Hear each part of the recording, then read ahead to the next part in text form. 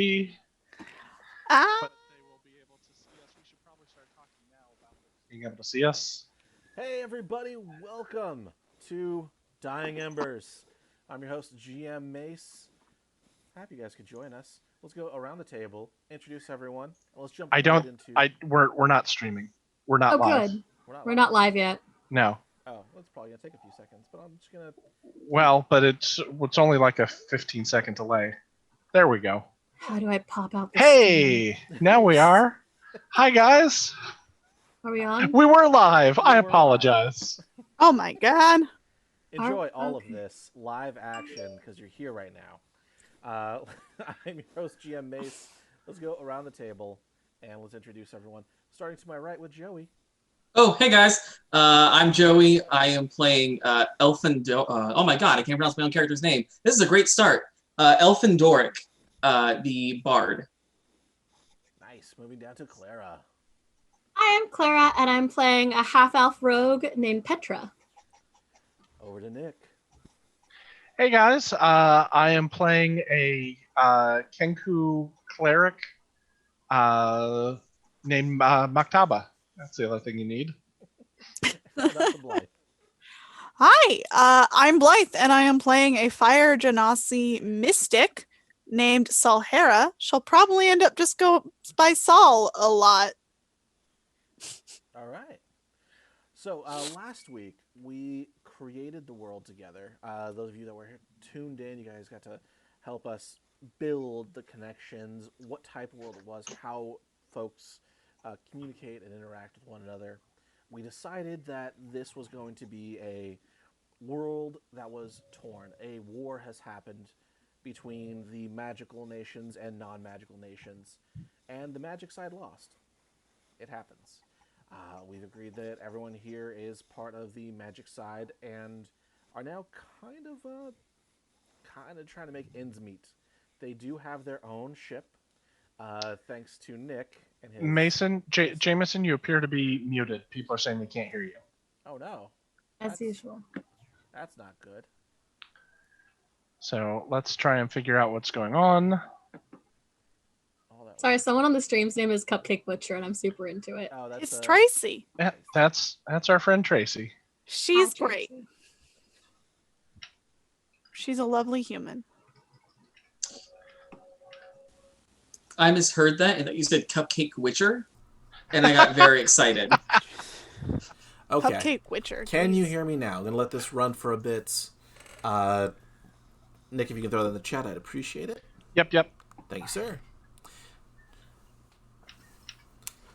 All right, so I'm just going to continue talking. I'm seeing peaking in level, so that's something.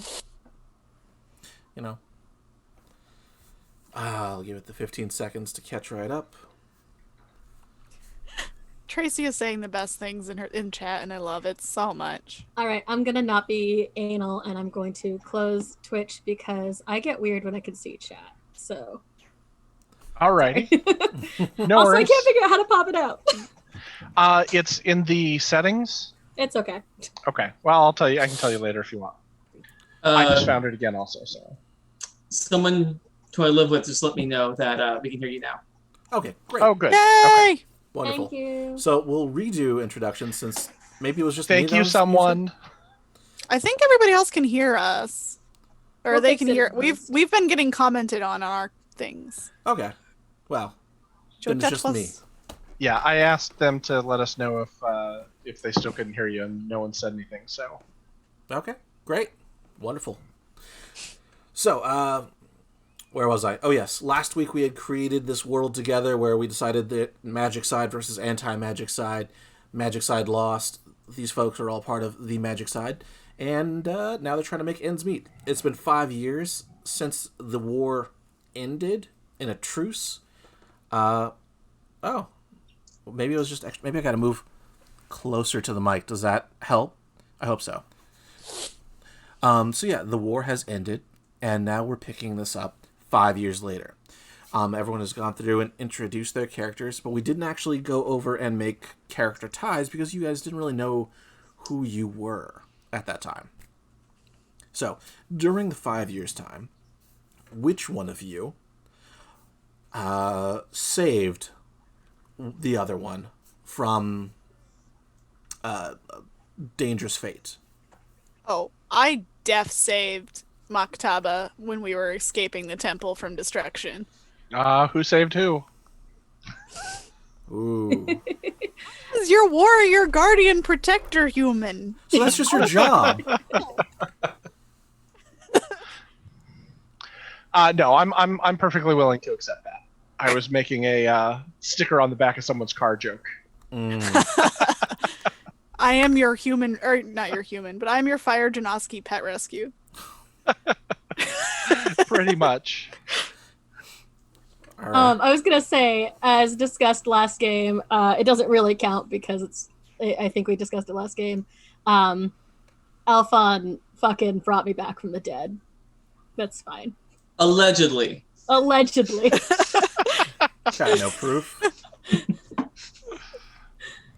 Okay. All right. Aside from that, who screwed up in a way that endangered the group? Oh, I'm sorry. Can we go back a step there? Oh, yeah. Blythe, can you say what happened and how you saved how Sal'haera saved Maktaba? Sure.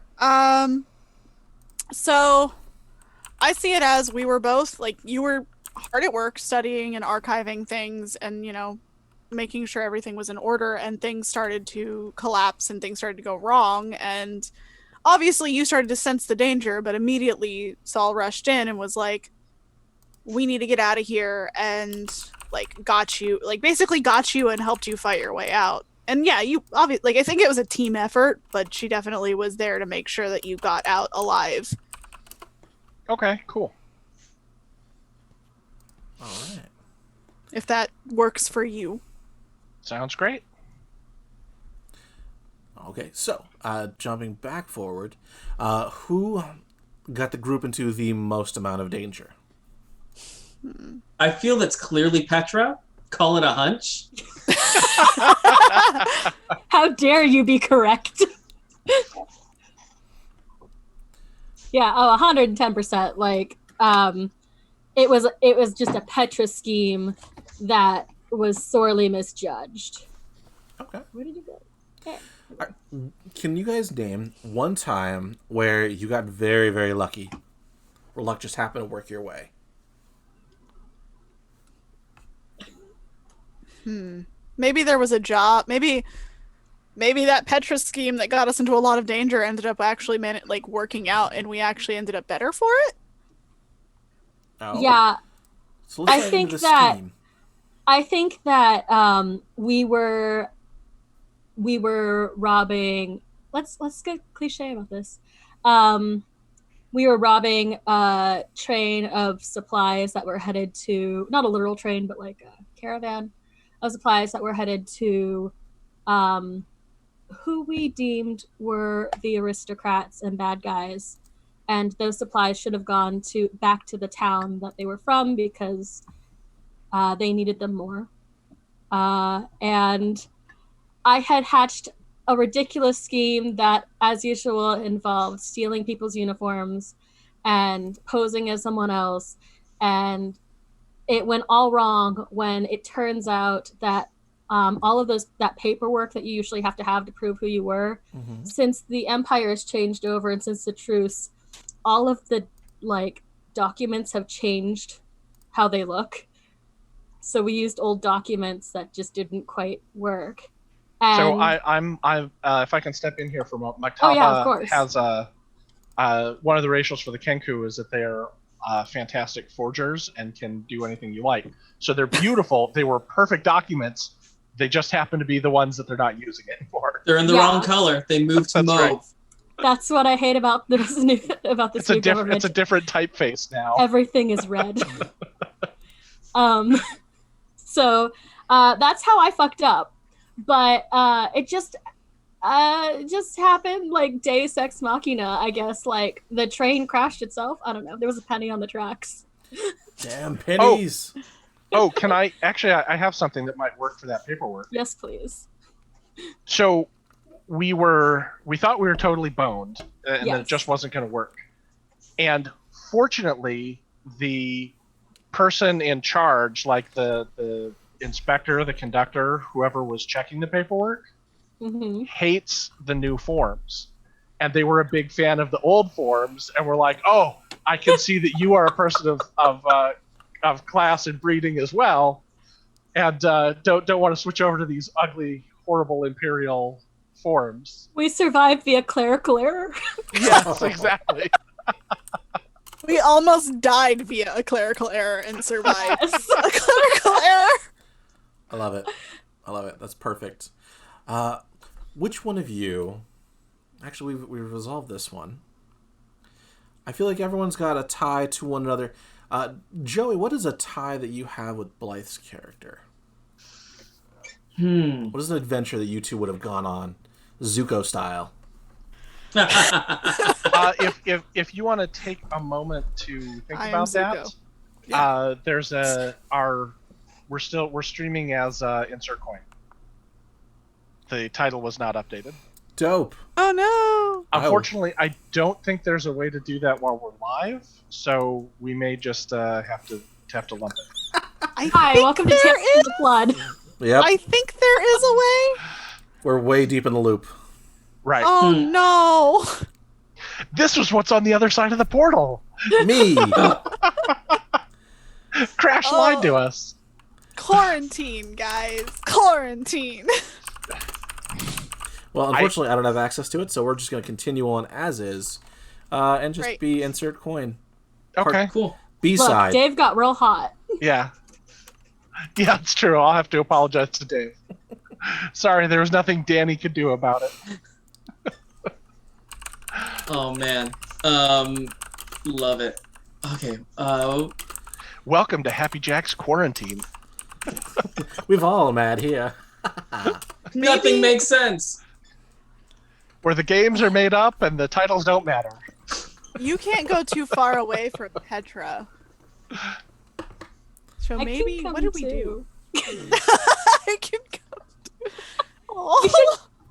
We should figure. I was gonna say I think that there's probably like a stat. We've got to figure out like a little bit of like a range or something. Yeah, they're You little. have- Yeah, there'll be a plot appropriate range, I'm sure. Yeah. Yeah. A radius that you are in. I'm going to say 9 inches. Does that work? No? Okay. I mean, I haven't been complaint so far. Enough to sleep in a different room? At Enough to least. social distance. But you That's don't provoke awful. an attack of opportunity. Figure it out. But as far as our adventure, I think, because you, if I remember correctly, Saul, your job at the Order was to help kind of find artifacts and stuff. Yeah. I was basically a guardian / archaeologist. Like I would go recover artifacts and bring them back, and then give them to the archivist. And then towards the war, I started staying back and guarding a lot more because they probably needed me there instead of out in the field. Mm-hmm. Well, what if we caught wind of something? We were at like a village or something, and almost kind of a, not to pull this movie, but Temple of Doom-ish, where there was some kind of relic that had this, long story associated with it for this village, and it was stolen by bandits or something, and we went and recovered it, and I don't know if that works or if we want to expand on that more. I like that. No, I like that idea that like we were in a village and you were talking to some of the people recording their stories and their songs and heard like a tale of this legendary artifact that was probably now under the control of the Empire, and we were basically like, what if we go get it and just not tell anybody that we're doing this because we don't want them to get mad at us for wasting resources. I like that, and I think, correct me if I'm wrong, I don't know how Clara's rogue is, but I think the two of us might be the most subtle of the four, perhaps. I'm like bordering lawful good because I have a code that I kind of adhere to, and part of my code is like, no, I have to do the right thing and bring this back to these people. Okay. So, But I Yeah. like that. I think we went and found this relic.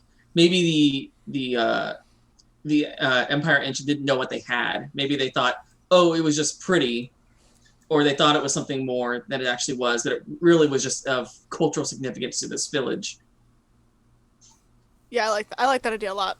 I mean, it doesn't have to necessarily be the entire Empire engine, but it could be like a legate or something, someone higher ranking, but not, No, yeah, you've just like someone who's in charge of keeping an eye on this area, maybe like I don't know, like an I can't think of the admiral. right word.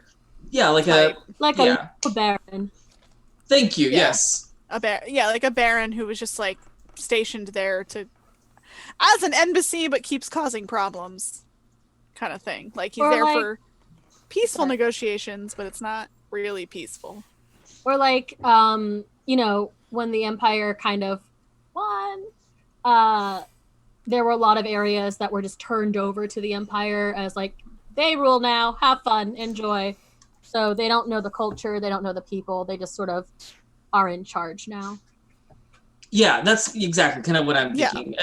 I reminded, I think it's second season of Avatar, where they go to Omashu, and there's like the Fire Nation governor, who's now in charge, like that kind of thing. They appointed their own person in charge of the area.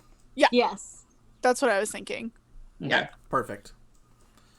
Okay, Nick and Clara. I'm going to ask you the same question. Now, I'm also going to ask this 2 more times. One for Blythe and Clara, and one for Joey and Nick. This way everyone's got a little story connecting each other. So, Nick and Clara, what was an adventure that you two went on? It could be just something as simple as you went to go get fruits, and they were stolen, and so you had to chase down the bandits to get the fruits. Well, I just found out that Maktaba is an excellent forager. I was wondering if that was going to play into it. So, like, 110%, Petra's been using Maktaba. I mean, like, no, using's the right word. As like, I was like, hey, I need you to, I just want you to draw something from me, just like casually. No big deal. So. Exactly. Why does this look like money? Yeah, I think initially you sort of were maybe asking for paperwork or things that didn't occur to Maktaba initially that they were going to be used for nefarious purposes.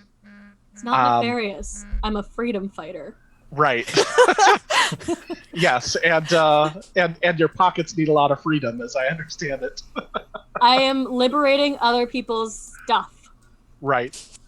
But although he is kind of a dusty academic at this point, there was a time when he was out in the field, and I think that you sort of gradually reminded him about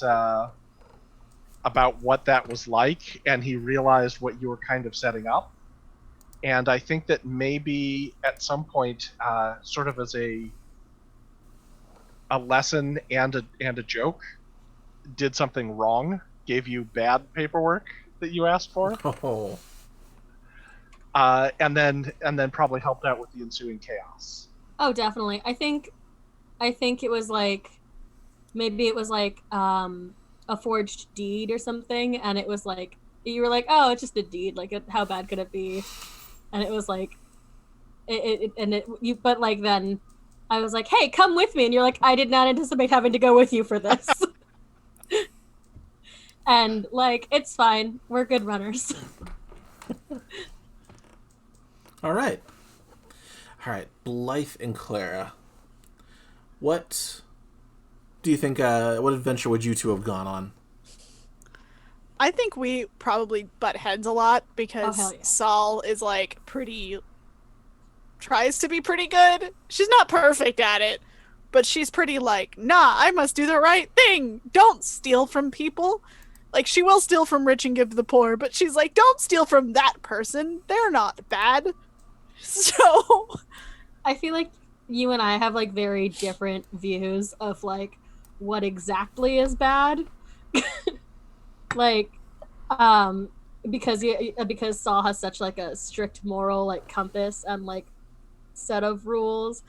I think it not so much like an adventure, but Petra and Saul. There's a lot of like, hey, Saul, look all the way over there and just keep staring that way, and ignore all the screaming. Like, and Saul is like, please don't kill those people. They didn't deserve that. There's no killing. Slight maiming, no killing. You know what I think our adventure would have been is something that would have, like, we would have had to have one that got us pretty close. Like maybe Saul actually got really hurt during something and Petra had to get Saul's ass out, basically. I could see that. Like, you had to save me, and then that was kind of the moment where it was like, fine, we're friends, even if I don't always agree with you.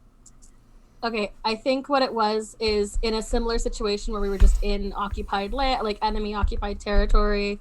Saul got very like into doing the right thing, like protecting a group of magic users who were being picked on in a place where magic was banned, and brought out her own magic, and so Petra broke her out of jail for that.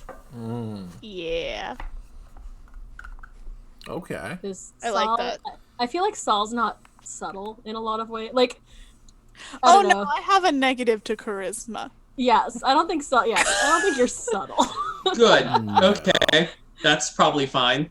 It's fine. I try not to use magic if I don't have to in a situation, but it doesn't necessarily stop me if I'm real angry. I am a genasi. Sometimes things just get heated. Your literal fire. I mean, Yeah. I just want to let you all know, Saul isn't the only one with a negative to charisma. Although I don't think mine is impulsive. I think it's more the Maktaba doesn't speak up. He isn't imposing, so he doesn't have that force of personality. How tall is Maktaba? How tall are Kenku? About 5 feet is what they say, but I'm seeing, depending on what other people's heights are, probably shorter than the rest of the party, I think. Well, I'm going for an average 6'2", because I've heard from many people that 6 foot's about average. So sorry. Obsessed. Okay. So sorry. That was a weird, unable to handle reaction. No, I always play short characters. I like being short. I'm 5'6". That's what I made her, because I like playing characters that are taller than I am. I have a dream in fantasy that I can reach things. I was gonna say, like, I'm probably around like 5'6" or 5'4", like average female height. Okay, then I think 5 foot is probably just fine then. I don't in this character I don't feel a need to be super tiny. Although like Blythe, I usually like to play small characters in games. Just people like, oh, you could sit anywhere. It's great. And I'm just like, I just want to get my parchment paper down from the top shelf. You can always tailor clothes smaller. Oh, so good. I don't want to be used as an armrest. Someone to pick me up? Ow. We can literally be here all day. Yeah, Gonna say like, yeah. Ow. Nick and Joey, what is an adventure that you two would have been on? I think that maybe the two of us had more of a scholarly type adventure. Mm-hmm. An adventure in learning. All right. Where I think that between the two of us, there was probably let's say there was a town, and they had, there's a local legend in the town about a monster that lives in a cave, and you were there to kind of collect their stories and their understanding. As I understand your character, I don't want to be putting motivations that's on you. pretty on par. Okay. And then I was also interested in recording and preserving that information, but also exploring this cave.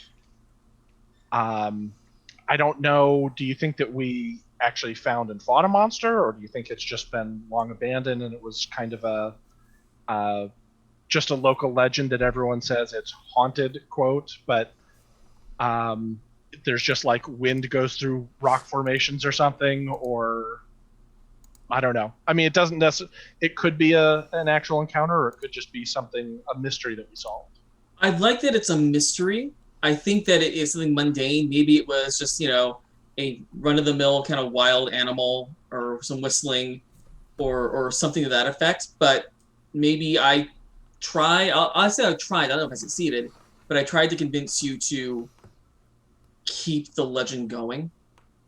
Like, let's not tell them the truth. It's giving, maybe part of the legend is like part of the coming of age for the kids going into adulthood in the village. Like, you have to go and face the monster, and if we confirm with them that the monster doesn't actually exist, it takes that away from them. Oh yeah, like they have to spend. Everyone says they have to spend a night in the cave, and so the kids have to they only get to the very entrance part, and then there's a lot of giggling and scared, and I wasn't scared, you were scared, and running off and hiding and that sort of thing from the noises, or maybe there is an animal that lives in the back or something. What if Yeah, it's a remnant? And so they all run phone. What if Oh, it's like run a home. remnant of the war? Like, what if it's an old piece of machinery that just occasionally whirs or makes a noise, but it doesn't? It's like nothing is actually. It doesn't work. It's not real anymore. But it occasionally will you can hear the metal clanking because it gets blown in the wind or something. And so it became a ghost story. I kind of like that, but I kind of like it being older. I like it being That's fair. Generations have been doing this practice. What if? Okay, so I totally like this. I love this idea. I think that Maktaba is fine with not spoiling the surprise of it all, or the magic of it, so to speak, but would actually still record the actual cause. Mm-hmm. And what if it's a creature that's been thought extinct in this area for a very long time, and there's actually a very small population that lives in the back of this cave, and so it's kind of exciting and magical and something that we might want to check up on and make sure that it continues.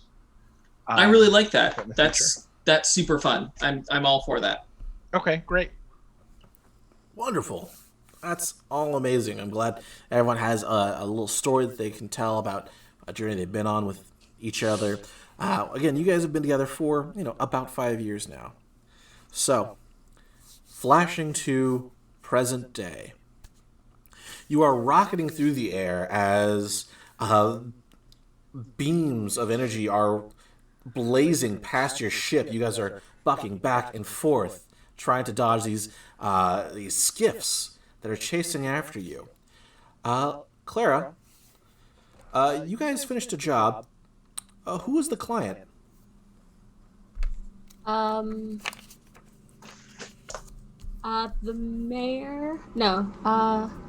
Yeah, the headman of a small tribe of druids. Druid. Headman, okay. Yeah. Do I have to tell you what the job was? No. We're gonna share this. Everyone's gonna get a little piece. Nick, what is it that you went in there to get for the Druid tribe chieftain?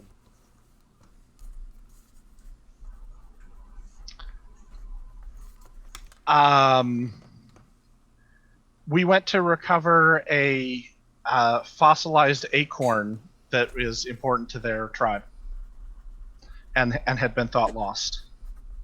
Fossilized acorn. All right. Great. Joey, who did you need to steal this fossilized acorn from? No, I kind of wish we hadn't used that governor in Mind and Blythe because it seems so appropriate. But I can come up with something. It could still be the governor. Could be mob boss or local. Maybe crime this lord. one particular governor we are a big pain in the ass to. Oh, he's like your sheriff of Rottingham or whatever. I kind of like a mob boss. I kind of like someone who's trying to exert their own dominance over this community. Like, they're not associated with either government, but they're trying to kind of strong arm their way into being in charge of this little square of land. So they took it as kind of a power play. Interesting. Okay. All right. Let's see. Blythe, where was the item kept that you had to break in and get it?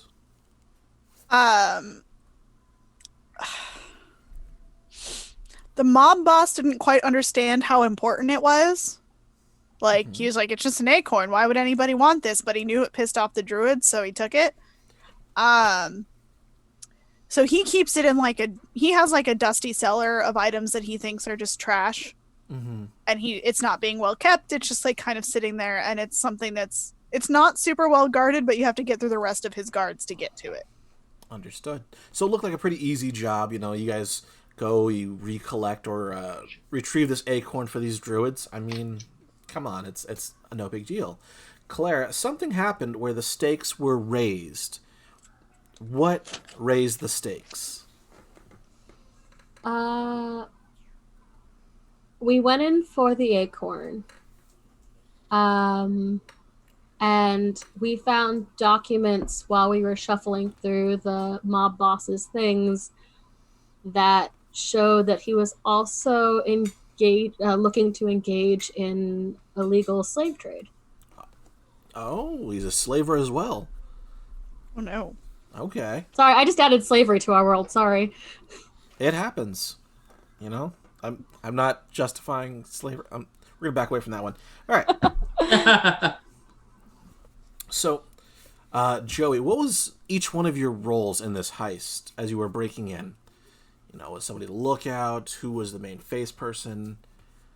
Well, considering I think I'm the only one with a positive charisma from what I'm hearing from the group, I think I'm probably going to be the face. Okay, wait a minute. Let me double check. I have a +3. Okay, well, so do I. Fine. Aelfonn and Petra get us out of trouble. Yeah.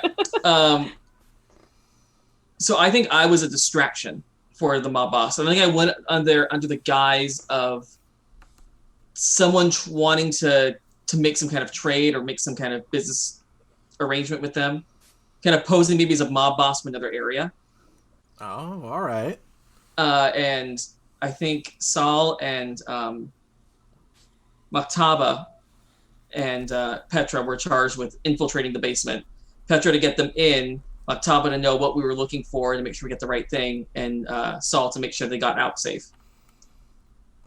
If that's cool with everybody. Yeah. Sounds good. Okay. All right. So the heist has started. Something goes wrong. Nick, what went wrong in the heist? There was a mechanical sentry that we didn't know about that activated once we were inside. And it didn't sound an alarm, but it started to stop the intruders, and we had to fight it, disable it, and escape. And in the process, we caused a lot of collateral damage. Mm-hmm. As we ran off. All right. Blythe, who was the clutch save? Who was somebody that went above and beyond in this mission?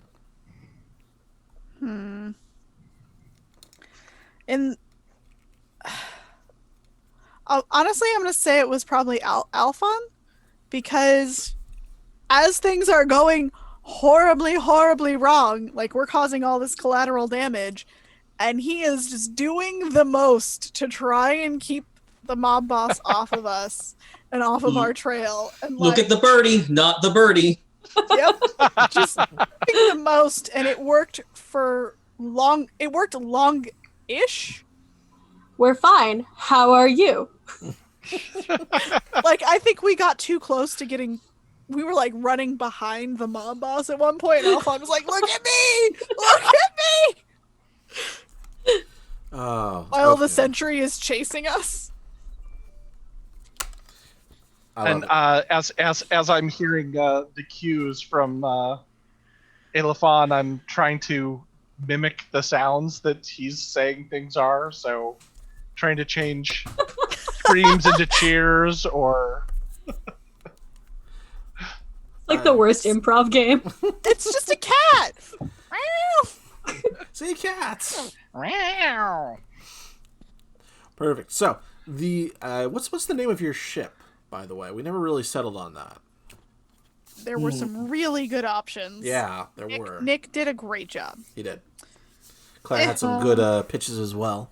I did not see. I gotta go look. I gotta see it. I did not so see. do we want to let chat have a stab at it too? Yeah, Yeah. sure. We could. Yeah. I if mean, they have... we can always override anything that they say, but I am open to chat suggestions. Chat, take it away. If you guys, folks, have any ideas, go for it. Make it happen. So much trust in our I viewers. did like. so we also had. Oh, go ahead. Oh, I was just saying one of Clara's suggestions I really liked was Flame Wind, and from you, I really liked Dancing Flame and Silver Blossom. Those were all ones I liked. I liked Nick's Veracruz, but I think it's from something else.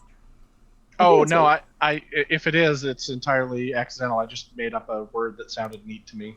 I like it, but I think that because it's technically a ship we borrowed permanently from the Order, it would have a name that kind of leans towards the Order, so it felt more like it would be like a Silverwind or one of the more naturey sounding names that we had drawn up. Well, they were arcane. They were arcane-ish magic. Was their thing. So like, I like Silver Blossom, but I also like us being like, we've had this ship for 5 years. We're changing the name. Yeah, I think you would have had to fight Saul for a while to get her to agree. Oh yeah. But I also wanted to paint stripes on the side of it because it would make it go faster. Yeah. And so it wouldn't make it Stripes. easy. Duh. Of course. Oh my god, We know that. You're our Sabine. You are literally our Sorry, Sabine Joey, from what Star was, Wars Rebels. Oh, no, I'm saying so something to consider because I like all these names a lot. Actually, they're all fantastic. I don't know if we want to go with a fire or flame concept, considering that the Order was destroyed. It's something called the conflagration. Yeah, I had the one that I did put in there initially, the dancing flame, was because I saw that as being representative like a candle, and in my headcanon, the symbol of the Order is an open book with a candle over it. Ooh, I like that a lot. I actually really enjoy that. I'm okay with that. Yeah. I like that a lot. I also like the idea of like a flame wind as in we got away from it. Like it was like it's us from a reminder of what happened and how we escaped on the wind. That was terrible. Yeah, no, I think Dancing Flame is great. I think Storm Chaser is a Chronicles of Narnia thing, which is the only reason I think it's the Dawn Treader, but I like the Maybe. Dawn Treader as well. So The Dawn Treader is definitely Narnia. yes. Anyway, yeah, I Happy Jacks people cannot Happy Jacks coasts cannot name things. No. It's hard. Naming things is hard.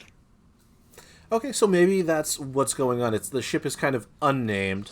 It had a name, and you are constantly trying to like flame wind. That. No. Like, come on, get back to the flame wind. The what? Yeah. Oh my god. You are trying so hard. Maybe it was Silver Blossom and you're trying really hard. I think Silver Blossom is a weird name for a ship. Mm-hmm. Stop trying to make Gatherer happen. Right. Whereas Saul is like, that is the name of the ship and it was the name the Order gave it and we are keeping it. All right. I'm in. It's both Silver Blossom and the ship with no name. Oh, yeah. That sounds piratey. Mm-hmm. All right. Ship with no name. So, you guys hear calling from the cockpits. A voice very familiar to you. It's Fix, your pilot and mechanic. The ship itself is auto-healing. It's a living organism. That's one of the big differences between the Alliance's ships. They're all organic and magical in nature, whereas the Empire, their ships are all steam-powered and regimented and mechanical. So you actually have a really good pilot. How they know how to fly this type of ship, you're not entirely sure. She wasn't with the Order. Regardless, she's here. She bucks and dives.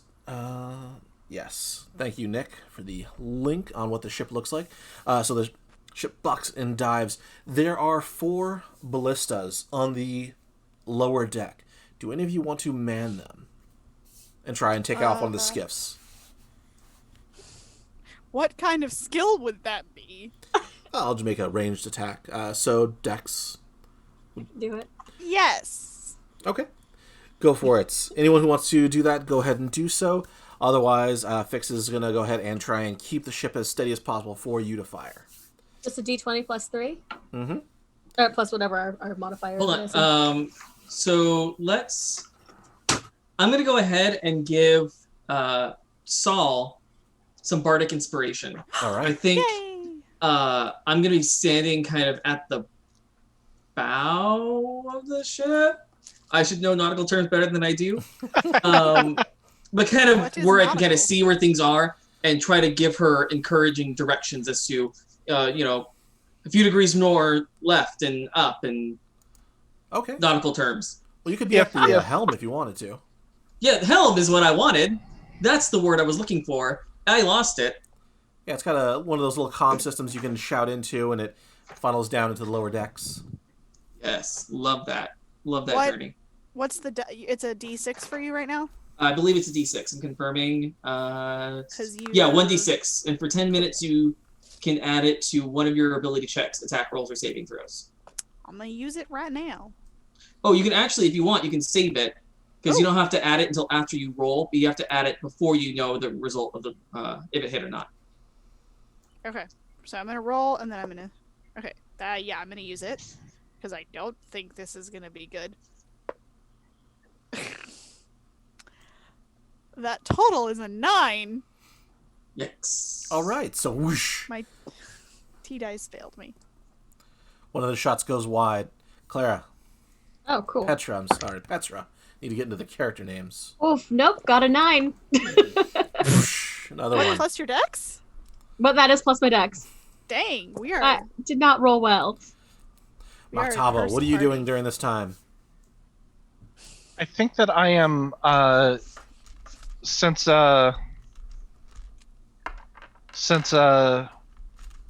Joey, I'm sorry. Is it pronounced Aelfonn? Aelfonn. Aelfonn. Think like Okay, I got- Aelfon's without this at the end. Okay, I just have to kind of write that phonetically for myself. I So- completely understand. No worries. So I think since Aelfonn is kind of coordinating at the helm with Fix, that Maktaba is kind of running back and forth and trying to make sure that everyone is basically operating on the same page. And if I may, let me see here. Now, again, this is an organic living ship, so as an option, you can go down to the engine room and encourage it to do better. You can talk to it. It's a plant. I'm going to love it. cast. I'm going to cast Cat's Grace on the ship, Ooh, yes. which is that's the enhance ability, 2nd level spell. Mm-hmm. The target has advantage on dexterity checks, and it doesn't take damage from falling, but hopefully we're not going to fall. Here's hoping. Oh, Yes, but in any God. case, This game is horribly wrong. yeah. So as we are under attack, I'm going to enhance the ability of our ship. Duration is an hour, so Okay. to be able to dodge and to be able to get out of the way. All right, let me make a roll for Fix. Okay. Thank you for that. Looks like they've gained some ground away from the skiffs. If the rolls keep up like this, she should be able to lose them. Do you want to take another shot from either Yeah. of you? Yeah. Oh, Okay, yeah. before you do, Aelfonn, is there anything you'd like to do? Are you calling out, oh, they're over here, or give another bardic inspiration? Yeah, I'll do another bardic inspiration, this time to Petra. Okay. Thank you. Equal opportunity. Hey, You're inspired, and you're inspired. Oprah. Right? What? That's All right, relevant. we're gonna give my dice envy die one more try before I switch. Wow, Oh, it's going in the no. freezer. Oh, no. Oh no! It's not a critical fail. I need you to remember it's not a critical fail. Okay. So I a 2? did. Yeah. +3, so it's a 5. What? All right. I also rolled a 5 because I got a 3 and I have a +2. You guys are twinsies here. This I is know. a little I'm gonna weird. put these away. I'm gonna have a long conversation with Abria. Ravenclaw dice, why are you failing me? Selling you My cursed dice. Man. I have tea So dice, metal cursed dice. All right.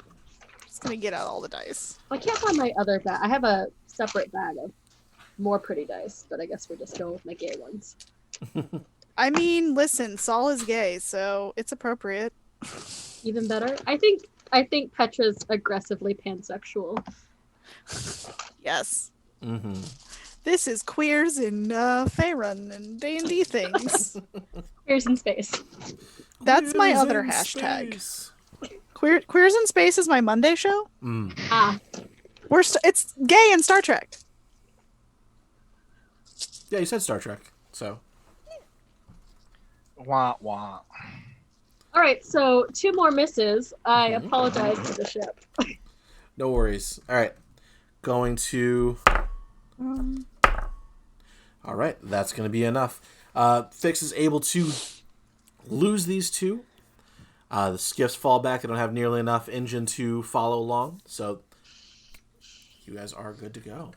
Oh, thank God. You guys fly off to the Druid's Grove. The chieftain and the tribe are waiting for you.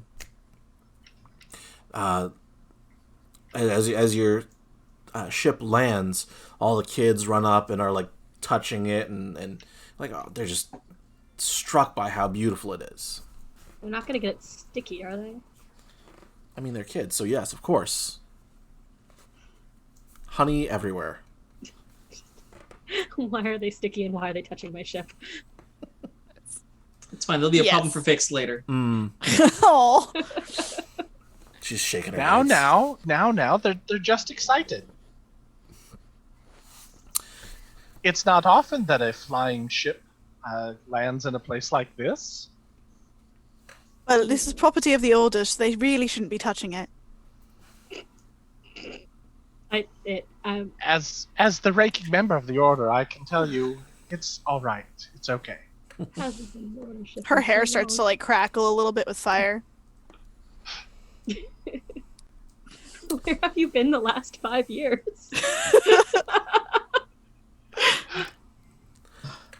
So you guys see the chief. He's waiting for you. He's very wizened and old, carrying a gnarly staff, as you know, chiefs are meant to do. Naturally. Mm-hmm. Naturally. Naturally. As in nature. Mm-hmm. Mm-hmm. So who is going to disembark from the ship? Who's staying on board? Who's going to deliver the acorn? I'll disembark. I'm gonna head out with Aelfonn. Yeah, I'm gonna leave the ship. Yep. All That's- right. The entire party is an away party. Great. It's like Star Trek. Fix has it handled. Fix is immediately going down to the lower levels to work on the ship and try and get it up and running again. Took some damage in the escape, but not too much. So, as you're waiting there, the old chief, thank you very much for helping us in our time of need. May I have the acorn? Gladly. Of I'm course. just glad we were able to help. Thank you. He takes it and he clutches it, and you see it start to glow an emerald light from his hands, and he takes a few steps away from you towards the edge of the village itself before plunging his fist into the ground. The light begins to glow even brighter. The earth begins to shake, and just when you think the ship itself might topple over, a tree sprouts forth. From the tree, beautiful fruits begin to immediately grow and appear. Kids are ecstatic, they're running and jumping, and Chieftain comes over to you. Will you stay for dinner and tell us of your adventures? Always. Gladly. I gladly look forward to recounting the adventures of our crew and the recovery of your sacred acorn. Upon the condition that you tell us more about this tree. I did not think the seed was still viable. Oh, the seed is not viable for anyone outside of a druid's hands. They are the only thing that can make this acorn grow. An old magic. This you know. So, festivities ensue. Music, food. You guys are treated like kings and queens. Before too long, the chieftain approaches Aelfonn. I wanted to speak with you. There is a gentleman that has come to the village looking for specifically someone flying this ship. I did not tell him you were here, but he did leave this, and he hands you a card with the address and a time.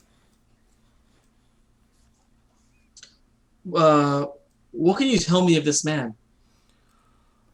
He was nervous and was constantly clutching at something in a pack on his side. Am I able to get a physical description from the chieftain? Chieftain goes through and describes him as a tall but kind of thin man, roughly about 6'3", but pencil thin. Sandy brown hair with a big curly mustache and spectacles. Does he sound familiar? Have we encountered him before? Doesn't sound like anyone that you know. If you want to ask your crew mates, maybe they do. I will for sure once we reconvene. Thank you for the message. Of course. I am concerned though. Are you prepared in case this mob boss has any plans on coming back to get what he believes is his, or to enact some kind of revenge for you taking this back from him? Well, that is a road we will have to cross on our own, but as you can see, the tree, or the acorn, is of no use to him. It has been since. Yes, I fear that once he realizes prize is gone, he might enact some kind of payback for retribution. But I wish you all the luck. It is appreciated. Thank you. So, with that information, what do you do? Do you continue with the festivities, or do you speak to your comrades? I'm going to try to find Maktaba, and kind of not try to raise any alarm, so kind of give off the impression everything's fine. I didn't just get talked to by the chieftain until I can get Maktaba one-on-one and kind of give him the skinny. I think you can pull him away pretty easily, but he was... you find him with a crowd of kids where he's been doing little tricks, mimicking them, doing their voices, sounding like adults, making just funny noises, playing little pranks, and entertaining them. Okay. That is quite clever. Where did you learn how to do that one? It was an old friend who had a unique way of speaking. Would you children mind terribly if I tore him away just for a brief moment? I promise I will return. And I'll kind of take him off to away from the crowds. I can see by the look on your face there is a complication. Well, hopefully not. Hopefully another job. But someone did come looking for us, specifically our ship. Tall, skinny, sandy blonde hair, curly mustache. Does this ring any bells to you? I don't know, Jameson. Does it ring any bells to me? It does not. Not as anyone that I can recall. Did he have any other mannerisms? Are we concerned about perhaps a trap? Well, I'm always concerned about a trap. That's probably why I'm still alive.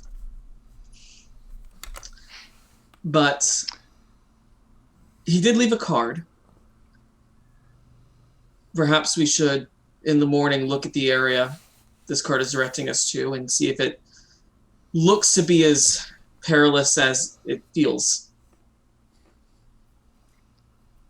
If I take a look at the card, does the writing tell me anything about this individual?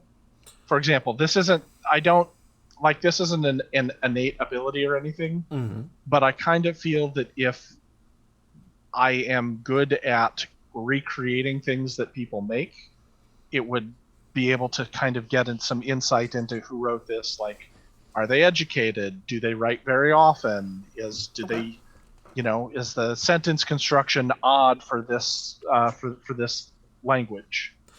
So, from what you can tell, looking at the card, give me an investigation check. Does that feel fair? You bet. Yeah, you bet. It's going to. That's fine. I got a d20 around here somewhere. That is going to be an 11. An 11. Okay. All right. So, with an 11, you can tell that this person, one, is educated. The writing is very clear. But unfortunately, you don't know how they're educated. If they were magi, or if they're part of the Imperial forces. You just know that they have very clean and legible writing. All right. And they didn't seem to be in any distress when they wrote it? They did not. Okay. It's hard to tell that from the writing. Yes, I know sometimes when someone's urgently writing, their writing will get a little sloppy, but it looks like everything is okay. Well, perhaps we should meet with this individual and find out what he wants. Agreed. I mean, the chieftain didn't seem terribly upset by his visit, so I don't think it's an overt threat, but the fact that they know us by our ship means that we are doing good enough work that we are recognizable, but also we're doing good enough work that we're recognizable. A point. It might be worth discussing that paint job that Petra has been talking about. Have you managed to convince her that stripes will not make the ship actually go any faster? We can have a discussion, I believe, but I think that you are correct. Nothing in any of the historical documents has proven magic like that. Yes, even in the stories, it's all magic that makes things go faster, not an aesthetic choice. But don't forget about the magic feather.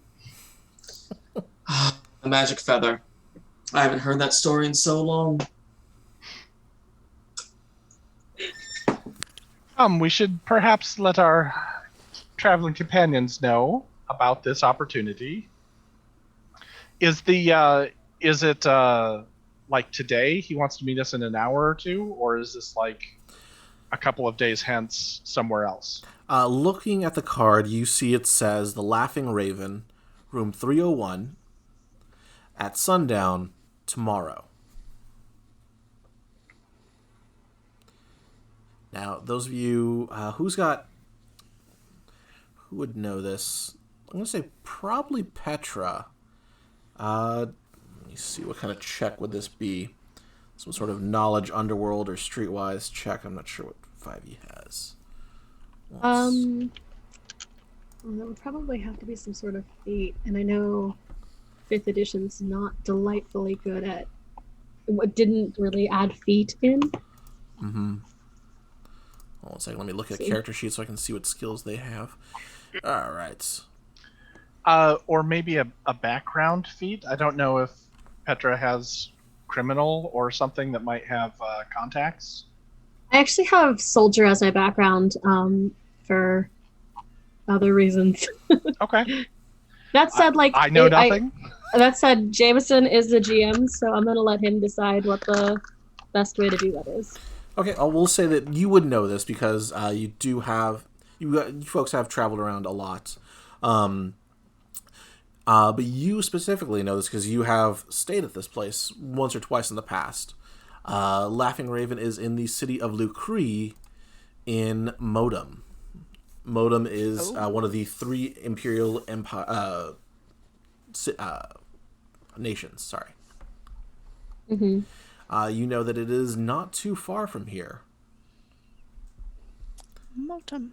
About a half day's flight. Easy enough, but is this one of those things where if we go to Modem, is this a hive of skill and villainy, or is this more of a like The city place of Blue we're gonna Creek- have to pass as non-magical?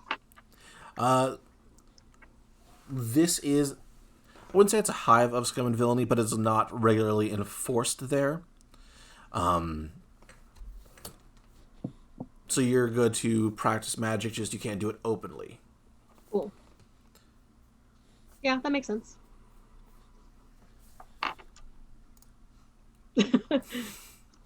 So basically, practition like a pro. Well, I guess my follow up is like if we go in there and like we're on a dragonfly ship, like it's not going to be a like you should probably not. But You'll like probably need to be dropped off on the edge of town and have the ship waiting out for you. awesome. Yeah, that sounds. I mean, this all sounds like standard skull and crossbones nonsense.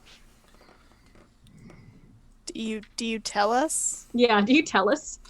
Do you tell us what this place is? I mean, like okay. First of all, I've been there. Aelfonn has had to have gone with me. Unless it was before I met you. Oh, so you don't remember anything from before that? I don't remember anything from before we met. Yeah. So as far as you're concerned, yeah. It's fine. First of all, it's fine. It's just okay, it's kind of a trash pub. I'm gonna be honest. It's a trash pub. But it's like a nicer trash pub. It's like a recycling pub. It's Perfect. true. I don't know if I Although- like the sound of it. You don't like the sound of anything. Will we draw attention? That's what I'm worried about. Not if we're careful. But the good news is there is such a thing as honor among thieves. This is We'll know true. stuff about them. They will know stuff about us. The less we can let them know about us, the more we can learn about them, the better off we'll be. It's just not exactly easy to hide that I'm magical. I have considering, which is kind of vaguely gestures. just to Oliver. Well, it just means that any Imperial official will treat you with disdain and disgust. Doesn't mean you'll immediately be locked up. So. Yeah, it's just casual racism, not like legally Oh enforced. God. Jameson, I have a question, which actually we didn't talk about what's up? at all for the world building. Are all races equally represented in all nations, or are there certain nations that are one dominant or anything like that? So the quote-unquote normal races, like elves, dwarves, gnomes, humans. The classic fantasy races, Yes. let's say. Those ones were welcomed among the Empire. The more fantastical ones, the Kinkus, the Genasi, Tiefling, what have you, those migrated closer to like the Magi and the Druid's Grove. But there's, of course, instances of fantastical races in the non and vice versa. Sure, of course. Okay. Yeah, I would, maybe I'm just making assumptions here, but I imagine the magical realm is pretty like, want to practice magic, anybody can be here. And the Empire was like, if you look too magical, Pretty much. If it looks like there's some sort of magic imbued in you, then they're like, maybe you should keep on moseying. We can put a sheet over your head if you're really concerned. There are things such as cloaks. I Disguise have a kits. robe. It's just Mhm. always uncomfortable to go there. Well, this is bigger. I'm really curious to know why someone is asking for us now at this point. Because come on, like, I guess you have a point. I love this. All right, so you all are in? I'm in. Yeah. I think that I am also cowled, so in robes, and then have the the hood cowl part pulled over. Do you have one of those plague Kind- doctor masks? I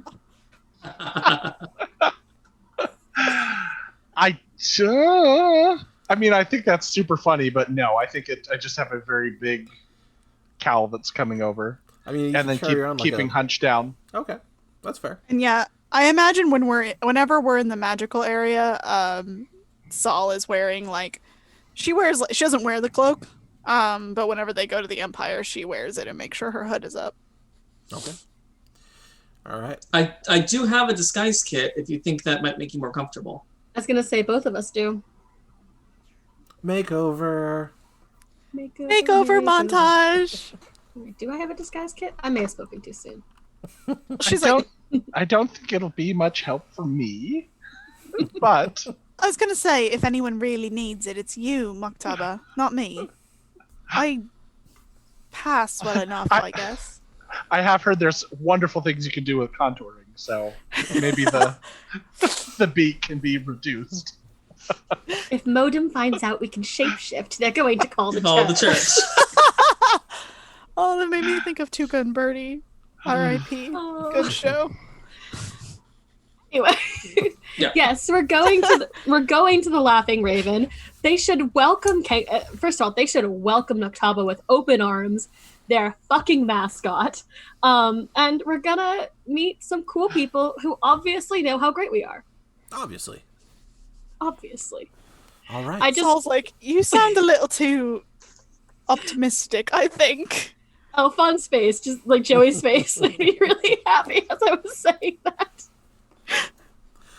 The judgment. All right. So, you all load into the ship with no name and fly off. My name. The Silver Blossom. The Silver Blossom. During this time, what are each of you doing? Are you sleeping and just hoping to get there by morning, or you gonna leave first thing at light? I think Go ahead. I think that while Petra kind of talks big game, they really, since they don't really remember their life from the last 5 years, they're kind of going over the maps that exist now. Trying to any time that they have alone time, they think no one's paying attention, they're spending just poring over maps and documents trying to find something. Okay. It's like an insecurity, but also she can lie about where she's from, so it's why not? Absolutely. Sol would be in her quarters, probably training and getting and rest, also eventually sleeping, but training and prepping her staff. Okay. Maktaba, what about you? I journal every day about what's happened, chronicling the personal adventure and also anything that is more interesting as well. Mm-hmm. So it's both kind of a diary, a journal, but also an archive and a record for historical purposes. So depending on if the day was spent just in travel, that's probably fairly brief. And then I think probably cracking open one of the books that I managed to save from when the orders when the order fell, and just using that as a meditation. Okay. All right. And Aelfonn, what are you doing? So Aelfonn is writing in his tome of stories, the stories he collected from the Druid village and their traditions. Also drinking pretty heavily because he is not looking forward to going to Modem. The going anywhere near the Empire is a rough day for him. He hasn't fully recovered from all the stuff he saw during the war. And so anything that reminds him of the war is very unnerving. So he's trying to like drum up some liquid courage to just get through this. Okay. Interesting. I'd like to make a check.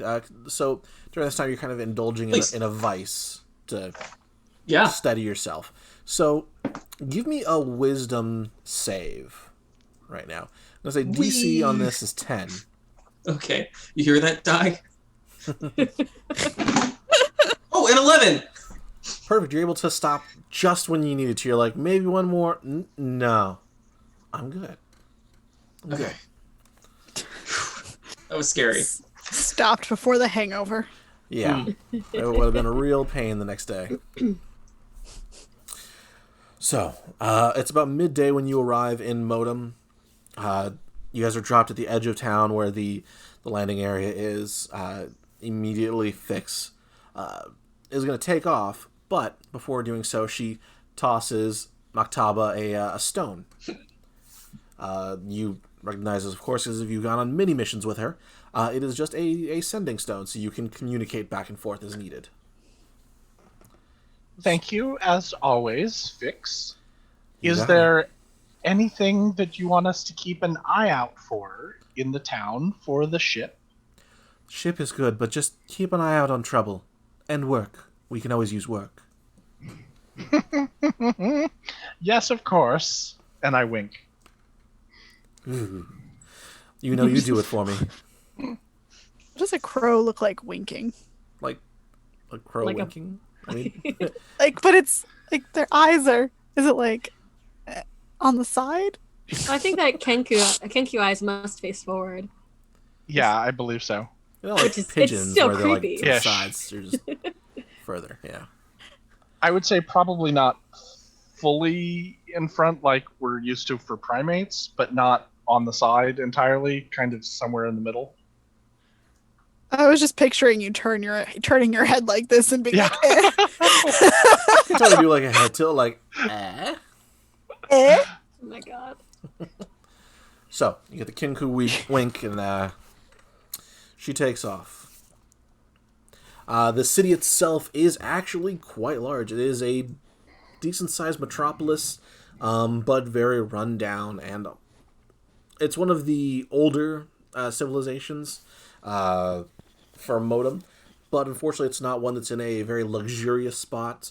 There's no trade routes that really come through here, so some of the seedier folks have moved in.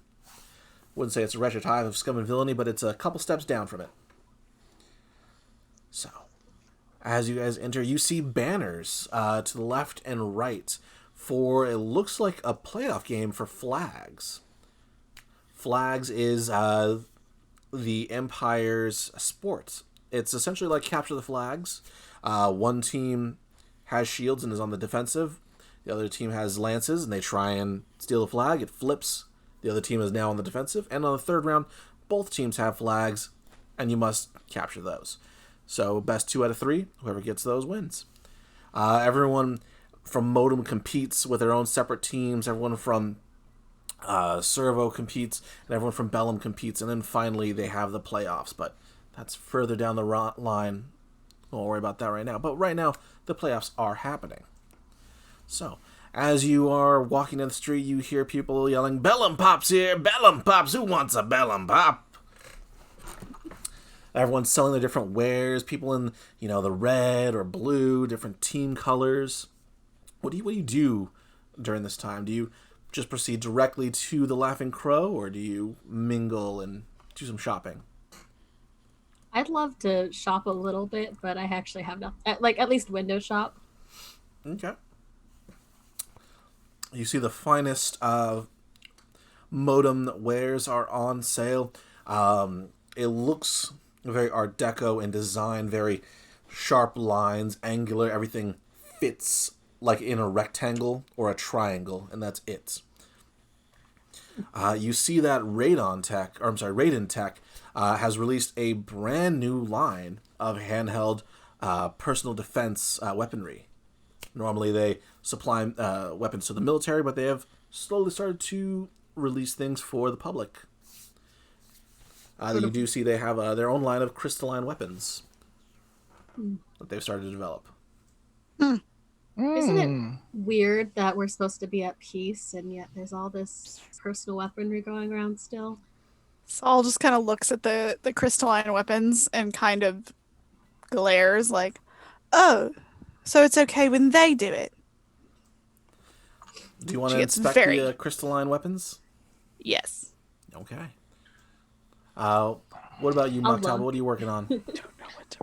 I think I would be interested in that as well, since this, conceptually, I have this as kind of being order tech Mm-hmm. or order magitech, and to see it casually displayed in a marketplace in Modem is disturbing.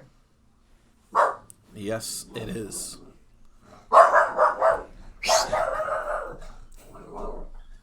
Can you get... Interesting weapons. They look familiar, don't they? They do. Perhaps we should get more information from this gentleman. All right. So, you guys proceed into the shop. There is a very heavy-set man behind the counter who welcomes you. His cheeks are red and just very happy to see anyone coming into his shop. Hello, welcome. What can I do for you? We saw your display. Those are fascinating weapons. Aren't they? Latest from Radtech. Let me get that for you. And he goes over to the display window and pulls down one of the crystalline weapons, and he kicks it on, and it looks like your weapons, but like a cheap imitation. Kind of like one of those plastic lightsabers compared to, one of the ones you get at Disneyland. Mm-hmm. You mean an expensive plastic one? Exactly. A better plastic one. Hey. Worth every penny. Mm-hmm. I actually probably You can't wouldn't go see to the it. shop, by the way. I actually kind of want to fall back and check in with Aelfonn because I know they're not a huge fan of being, modem side. Okay. Yeah. So, yeah. Aelfonn has been... I don't know if he even went into the shop. I think he's kind of just waiting out there for you guys to come back out. Kind of keeping his head on a swivel, doing his best not to make it look like his head's on a swivel, but probably failing miserably. He's completely on edge. Like, he's absolutely like, this guy asked us to Empire territory. Mm-hmm. He knows the ship. Something's up. I just want to find out what he knows and get out of here. Is kind of where he's at. Mhm. Okay. As you're trying to sort of remain casual, you see two soldiers. You know them as Munifex. They are essentially the low-level patrol units and infantry units of the Empire. People have taken to calling them Munis. The two of them, they're not paying attention to you, but you feel their eyes are on you. Mm-hmm. What do you do? What do you and Petra do? I'm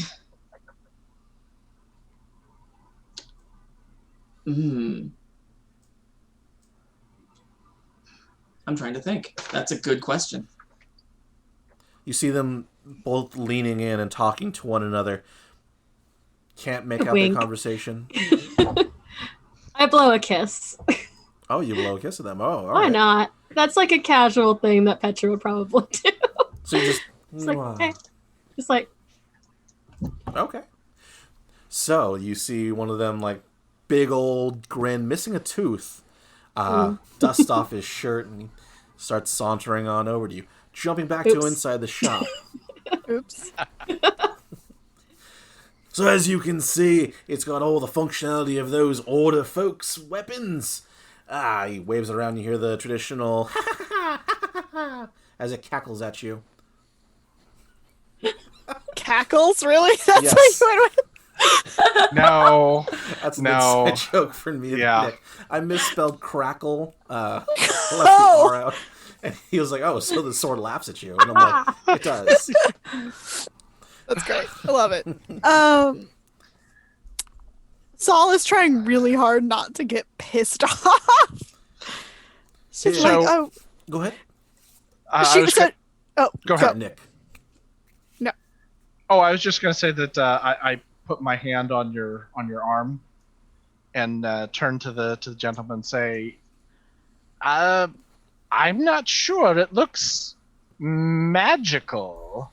No magic whatsoever in this thing. And he bangs on the side of it. Here, and he turns it off. It looks like he almost snaps it, but he untwists it, and inside he shows you a core of some kind. It's glowing with light. Right here, this is newest from Servo. They've got a new power source that they've found, and they put them in these weapons. Screws can it I back in. investigate it to see like if it's magical or not? Absolutely. Give me an Arcana check. All right, let's. And I'd like to make an insight check to see if he is telling the truth about this, Okay. at least as far as he knows. All right, while you guys are making your checks, we're going to jump back outside. The guard is sauntering over. Hi. I saw you. Blow a kiss. You Yeah. You want a bellum pop? I just looked at Petra like, do you want a bellum pop? I do now. Can I buy you one? What the? Of course you Missing can. tooth. Of course you can. And he holds out his arm for you to take it. I'm waiting for some friends right now, but why don't you buy me one and bring it back here? Oh, okay. Yeah. And he gets all happy and goofy and strolls off to the vendor. He's like, two bellum pops, please. 2. Kind of wholesome. Mm-hmm. Yeah. I didn't do anything. What do you think you're doing? Being nice to local authorities. I don't understand how you can actually talk to those people. I'm being nice to the people who might arrest us later if we're not careful. It's fine. It's insurance. So do you guys continue to have this conversation out in the street, or do you move off to an alley or try and lose yourselves in the crowd a little bit? Well, I don't want to abandon our friends in the shop. I do see that Petra has a point. So I'm gonna put on a brave face and put on my best Barty smile. Okay. And basically Disney cast member nice at them. I love it. Give me a performance check. Yeah. I would love to. Make sure you have your 15 pieces of flair, and let's go. Oh. That is performance. That is a 12. Okay. That's going to be enough. Oh, whew. You look like you're having a good time. People that know you can see through the smile and see the pain in your eyes and the anger, but everyone else, oh yeah, you look like you're having fun. Jump back to inside the shop. So, Arcana and Insight. 17. 17, okay. 15. 15. So, you detect no magical aura coming off of this item. For Insight, this guy seems very sure that he knows what he's talking about. Would you like me to test the weapon for you? Would you like to see its work? I'd I'd love to. suppose. Wonderful. And he goes over to looks like a pre-set up display station where he takes a cucumber and like a little piece of wood. And he's like, see, look how it chops. Chop, chop, chop. And it slices through it, no problem. But give me a perception check. Yes. Oh no, nope. I see nothing. Okay. I got a 5. The dice are not with us tonight. 21. I'm too 21. angry. You're seeing seething red. with rage over there. You are actually becoming brighter red. But Maktaba, you notice that the blade flickers for a bit after making contact. Normally the blades are very sturdy and can take a lot. The fact that it flickers means that either one, the power source that it has is very, very weak and can only work for a short amount of time, or it's an inferior product. Seems interesting, but I don't know. Nothing has been as good as a reliable length of steel or wood, and I will tap my staff on the floor. Tell you what, 2 gold pieces and this beauty's yours. 2. I'll throw in the kitchen set. He pulls out a small box of crystalline, cutting knives and what have you. These things never get dull and you never have to sharpen them because the blade's not there. You get it? Saul kind of looks at Perhaps. Maktaba and is like, she's trying to give. Hold on, no, I have telepathy. I can do this psychically. I psychically tell you, because I'm pretty sure I can just do this. Yeah, I was going to say, I'm also trained in insight, so I can probably read your face really well, too, since I know you. You can understand the language, so you're fine. Sure. I had to look at the requirements. I literally psychically, I just look at you and I'm like, we should buy them and study what they're doing. We should buy them and study what they're doing, because this is clearly not the same, but I worry about this. Can you hear me reply, or do I have to reply out loud? How does Your that mind work? awakens to the communicate. You can telepathically speak to any creature you see within 120 feet of you in this manner. You don't need to share a language with the creature for it to understand your telepathic messages, but the creature must be able to understand at least one language or be telepathic itself. It doesn't seem like you can return it unless you are telepathic. Okay. But I give you the Right. No, I get it. I do a slight nod, and then say out loud, "Well, you've talked me into it. Wonderful. Let me see. May I try it myself a moment?" Oh, of course. We'll just be very careful. This is an energy blade. And he hands it over. just Saul laughs a little bit. She can't stop it. So I will. We're going to jump back to the outside. Yeah. So, Aelfonn, Petra, the guard has gone off. He's trying to flag down a vendor, but you see he's kind of getting lost in the crowd, getting mixed up. You're putting on a brave face, Aelfonn. What would you like to do during this time? Do you want to continue to wait for your friends? Do you want to go into the shop? Or would you like to find a drink? I would like to find a drink, actually. I think that is his coping mechanism. So I think that's going to be his best bet. He's going to try to look for a vendor or a pub or something that is going to sell him some kind of alcoholic beverage. Okay. Looking not too hard, you are able to find a drink vendor. It is a very happy, very loud lady who has just all these, what's the word I'm looking for? Taps coming out of a tray that she is carrying. You need a drink? You look like you could use a drink. What can I get you? Oh, smile on his face. What's your favorite? Me? I'm a bit of a servo cider person myself. Lucre's got a nice IPA if you're into that. That's a little bitter for me. Looking at her. No, I'm trying to blend in. I'll do the servo cider. All right. She pours you a large glass. It's 5 silver or half a gold. I'll slide it over to her and ask her. Perhaps you can direct me in the location of the Laughing Raven. Oh, the I'm supposed Laughing to be meeting Raven. meeting someone there later. Oh, okay. You have protection, right? Like guards or people to watch you? That's a very rough neighborhood. Oh, is it? Yeah, people don't go there unless they are... Yeah. They don't go there. Tell me, what's the worst story you've heard about the Laughing Raven? I saw somebody get killed with a spoon once.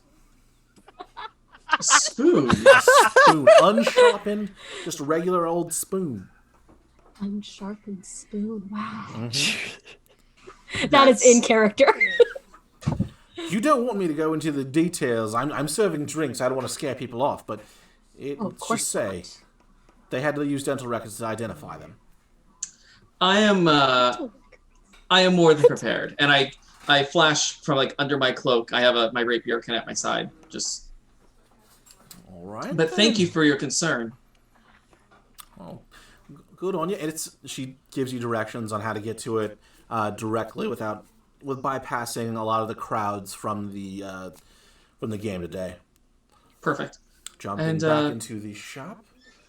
Mm-hmm. I think the only thing I'm going to do is just make a show of testing the knife on the cucumber and the little piece of wood and all that sort of stuff, and pretending as though I'm coming around to it, paying and leaving. So unless he's going to do anything, or Blythe wants to do something, I think I'm done. Nothing, Blythe? Nah, Sal is just kind of like trying to maintain composure at its clear like inferiority. She feels very offended though. She's like very upset. Which one is better for you, deception or performance? Is Saul giving a running commentary in my head about what a piece Yes. Yes. what a piece of gosa. Yeah, no, she's straight up just saying mean things to you only. But no, I am bad at all charisma, so... Okay, let's see how well you're hiding it. Go ahead and give me a performance check. Alright. Dice. Oh. 8. 8! It is all over your face. You are doing a terrible job of hiding how angry you are. The shopkeeper picks up on this, and he turns to Maktaba. Here, I've included our free aloe lotion. It's good for soothing the skins. You know, that one over there seems kind of angry. Does he say it loud? Yeah, he tries to whisper, but his voice carries. Is aloe good for burns?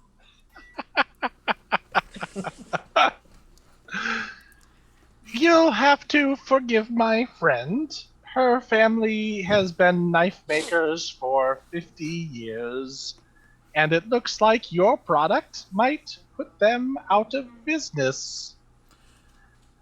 Well, them's the times. You either get with it or get back there. Oh, yes, of course. Have a pleasant day, and may your team win. Yeah, go Shields. Go Shields. I wanna do something that I don't know if he would notice it, but it would be really funny. Okay. I have the skill that's Mystic Hand, All right. and I can move or manipulate one object within 30 feet of me, and it can't weigh more than 10 pounds. Okay. And it can't be like something he's worn or carrying. But she wants to take like one of his small, like something that's on display that's kind of small, and just like very discreetly, like just shoof, like throw it generally in his direction. Okay. So something from the opposite side of the room, of course. This way it doesn't look like you've thrown it at him. Yeah. He's got a little tchotchke massager thing. It's got like the 3 prongs. He's fling that over at him. Bangs him on the back of the head. He's like, the hell was that? Must be ghosts. Damn ghosts. All right, let's get out of here. Thank you for your help. Anytime. Go Shields. And Go then Shields. I think we'll join the So others. sassy. As you two exit, you see Petra and Aelfonn purchasing drinks, and it looks like Aelfonn's getting directions from a lady of some sort before she walks off. What do you do? I mean, we rejoin with the party, I'm guessing. All right. So you all come together. Was your shopping experience fruitful? Saul looks very angry. I think we picked up something that will be quite useful. Yeah. These tech heads think that they can do a better job than we can. Please. Well, they can't brew cider better than us. Now, knowledge is everywhere. We will learn something. Can I see the package that you guys got, or is it wrapped up? Like, are they wrapped up or anything? I mean, I'm envisioning it's in sort of like a box. Yeah. Like there, so I can, I'm carrying sort of like an oblong box that would look like a knife case, I suppose, but not, like, no windows through it, is how I'm picturing it. Yeah, that's fair. The logo's on the side of it. You know, it's got a picture of what it is plastered over the side. Right. I mean, the kitchen needs knives, guys. We'll see if they even hold up to that. So true. Any of us could cook, that would help too, but can't win everything. No, that's one thing Fix cannot do is make food. Yet. Yes. Saul is also a very bad cook. She always burns it. You don't say. Well, I got us directions on where we're going. The tavern seems to have a colorful history. I can't wait to see if any of the rumors are true. Fascinating. Just be wary of anybody wielding a spoon. Yes. A spoon? Nothing that you can't handle. Just looking at you like, I don't a spoon? What? I'm sure people need to eat soup or something. I'm going to keep eye contact with her and just take a drink. Yeah. Petra just like mimes, like scooping it like. I cock my head over the way that, like, you know, like a raven does when it has the question, but I don't say anything. Maktaba and Saul just look at you there's like a little question mark that just appears like, what? I feel like it's a look that we've gotten before. Yeah, probably.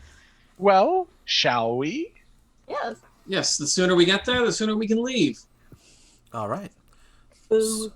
So you folks make a beeline right for the Laughing Raven, following the directions of the helpful barmaid who helps you navigate around the cheering crowds. It sounds like the match itself has started, and the streets are emptying a bit. So you get to the Laughing Raven, and it lives up to the name. The place looks very run down, very decrepit. You hear sad piano music coming from the inside. I don't have any sad piano music on hand, but imagine it, and that's what it is. But just be sadder. Who braves the entrance first? I think, unless Joey wants to, I'm gonna head in. I'll let Petra take the lead, and I'll be behind her. All right. As you enter, it says free pudding today, and everyone has spoons. You're like that, just like pudding. I'll follow behind Aelfonn. All right. You see a gnarled old man working, shuffling behind the back counter. There are small tables littered around it, all with mismatching chairs. There is a smell that pierces your nose that seems and reminds you of swamp and mold, but there isn't any standing pools anywhere around here.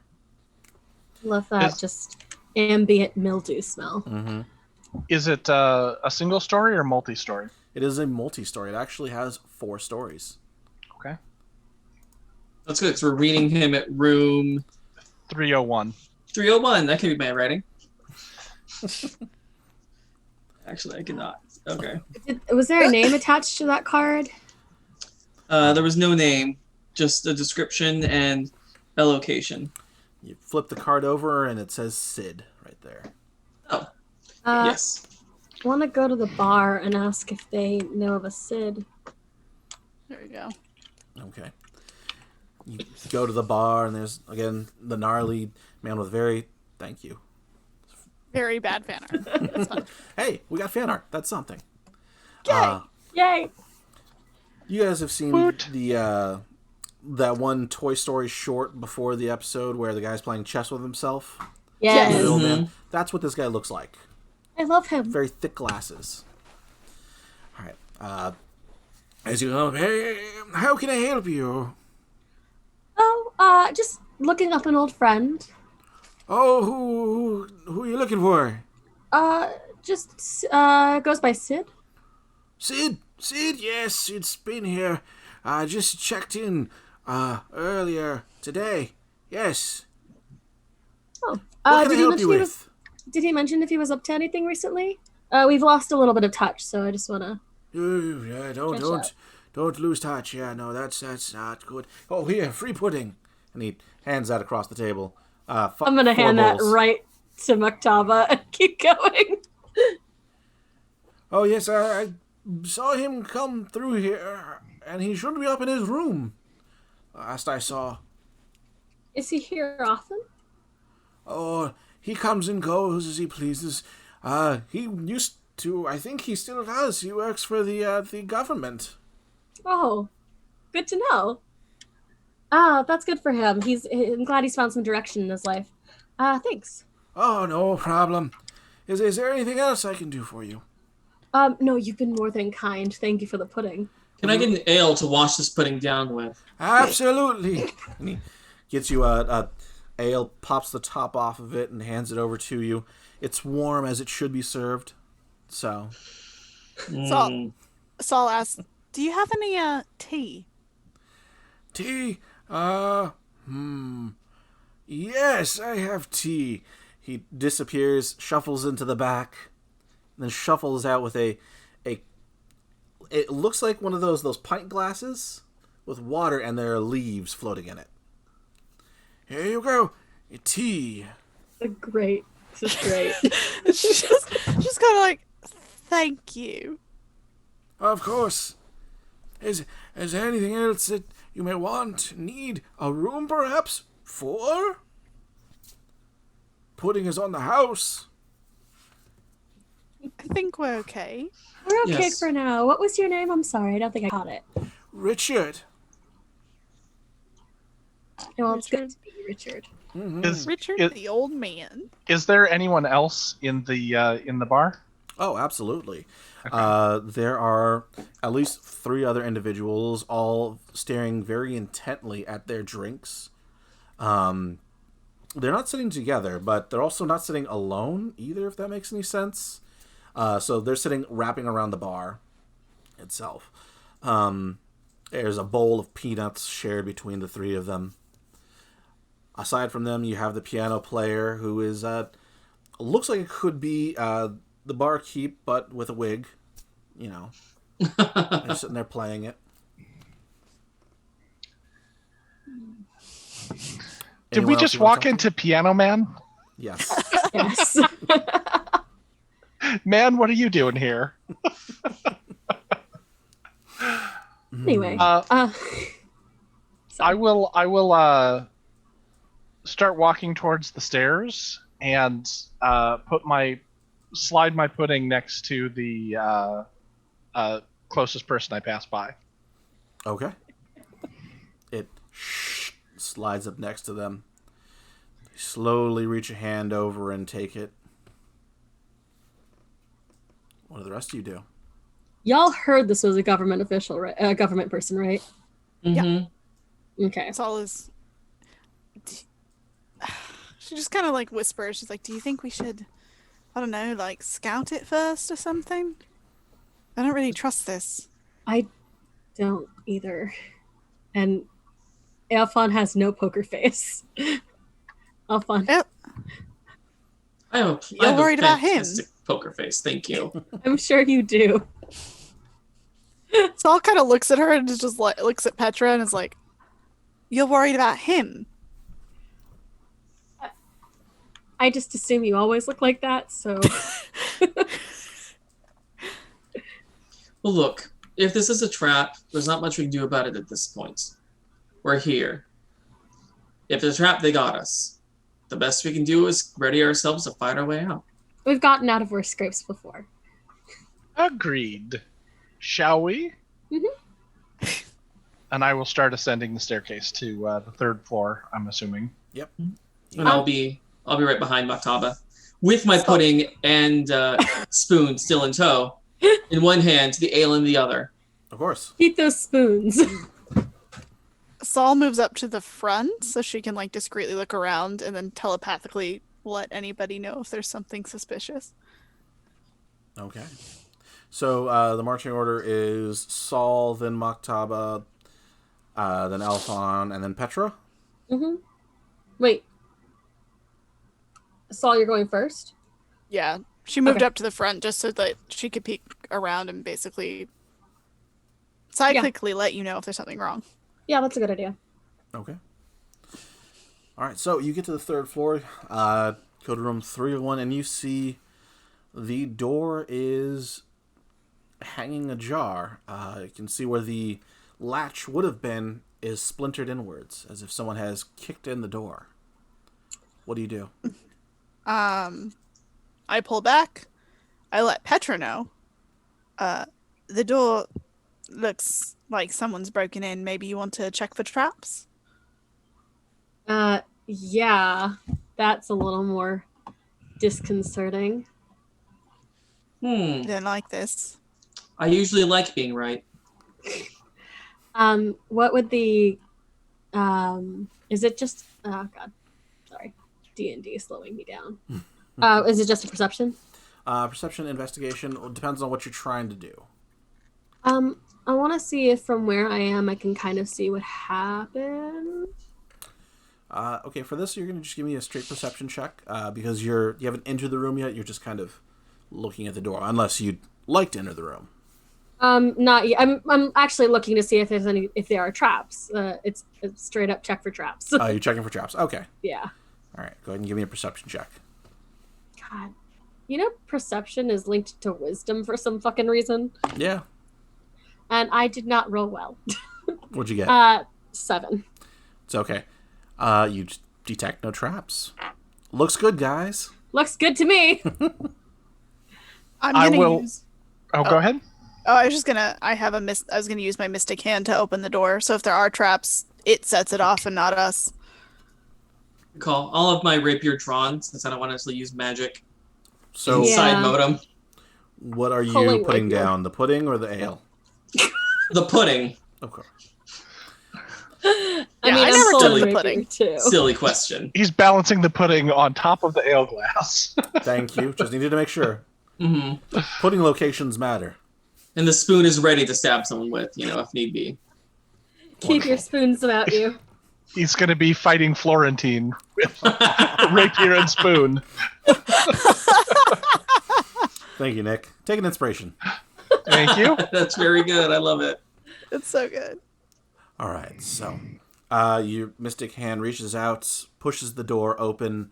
The light from the hallway pours into the room, and you see a hand. Of course, it's attached to a body. Illuminated. Yes. As far as you can tell. On the floor. What do you do? Oh, dear. I approach, I guess. So you enter the room? Or you enter the doorway? I enter the doorway and cautiously begin to enter the room. Okay, do you have any dark vision or low light vision? I have dark vision, yeah. Okay. You can see in the room, no problem. It looks like someone has sacked the room. Everything is turned over, the mattress is flipped, and you see a figure matching the description given to you earlier on the floor, splayed out, face down.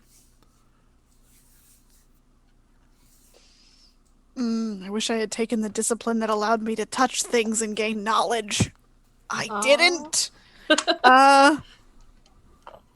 Saul, I mean, I guess telepathically, let's Maktaba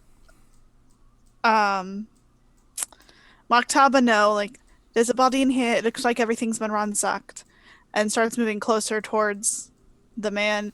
The kind of name is Sid. She thinks that and accidentally relays that as well. What about the rest I'll- of you? I'll go ahead and enter the room and produce from underneath my robes a torch that I have continual flame Okay. cast on. So it basically just provides all of the light of a torch, but has no heat and can't be extinguished. It can be hidden, but it can't be put out unless it's dispelled by magic. But it just Useful. looks like a torch. Very cool. Awesome. Neat. Since Yeah. there's no screaming coming or fighting sounds, I'm gonna head into the room. Yep. I'm gonna also head into Yeah. the room and close the door behind us. All right. You close the doors as best you can. It's able to kind of wedge it back into its frame. So the room is lit up. You see a bed. Looks like a dresser, table, chairs. They're all flipped. The belongings. It looks like he had a luggage bag that's been literally cut open, and torn. What do you folks do? It I mean, looks I go like- check out the. I check the body first. Okay, so I'm Sal's headed checking to the body. bag. Petra's going to the bag. I'm gonna check the drawers, like the chest of drawers. See Okay. if anything was hidden in there or anything. All right, checking the chest of drawers. And Maktaba? I want to take a look around the room as everyone else is doing this and see if I can find if anything looks out of place or if anything might have been hidden or if there was any sort of a, clues left behind, anything that looks odd. Okay, so definitely everything in the room looks out of place, but more to the point of someone was trying to hide something. All right, give me investigation checks all around as you are digging through this room. Okay. Oh, 23. Yay. No. 5. Yay! Motherfucking 5. 8. 4. 23. Okay. And for new Sal, dice. you confirm that, yep, that's a dead body. Petra? Yeah, this person, they just threw their luggage everywhere. It's crazy. Why would they do that? Maktaba, you're familiar enough with humans and what have you, but nothing seems out of place except for the sacking. Aelfonn, you find a hidden compartment in one of the drawers. It's got a false bottom.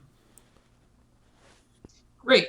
I'm going to go ahead and, against a bit of judgment, pull up that false bottom and see what's inside. Okay. You pull it open and you see what looks like a document brief, like a leather document brief, stuffed to the gills and wrapped with twine. Well, I appear to have found something. Whoever this Sid was seems smart enough to hide something. He must have known his life was in some kind of danger. Maybe that's why he wanted to hire us. Maktaba, you catch sight of figures moving down on the street level. Looking over, you see. think that- Oh, go ahead. Oh, go ahead. Okay, looking over, you see. It almost looks like a steady stream of the munis pouring into the building. I think that the time has come for us to be going. That We have sounds good. company about to arrive. Cool. And I will walk out of the room into the hallway. Okay, you hear shouting coming from downstairs. Sounds like the old man was trying to stop the munis from going upstairs before he gets. It sounds like thrown. You hear crash, crash. Is there just the one staircase? There is the one staircase here. Yes. Okay. Saul is gonna look out the window. How far is the drop from the window? 30 feet. Basically, like, how much? 30 feet. 30 feet? Looking down, you see immediately a light flash into your eyes as it looks like someone's got a hooded lantern shining right at you. I see him there on the third floor. Right. We didn't Crap. do anything. They can't prove anything. They have us at the scene of a murder. If they We're discover going. They don't know that it's two of murder. us, believe me, they'll see it that way. Especially when they discover that there's a Genasi and a Kenku with us. She's like, you're not the only one who doesn't want to get caught. And she starts going to the hallway and basically like looking for another way out. Okay. So you're all Find another room. Hide. you're still in the room, Petra? Oh no, we're going. Okay, you do see that the stairs continue up for one more floor. Do you go up? Do you destroy the stairs that lead down? Do you hide? Do you jump out the window? What would you like to Where's do? the sending stone? I have it. Maktaba has it. You want to radio Fix and see if they can pick us up? Sure. Fix, I think that this would be a good time for a pickup. Could you meet us at the tavern? Yeah, which tavern?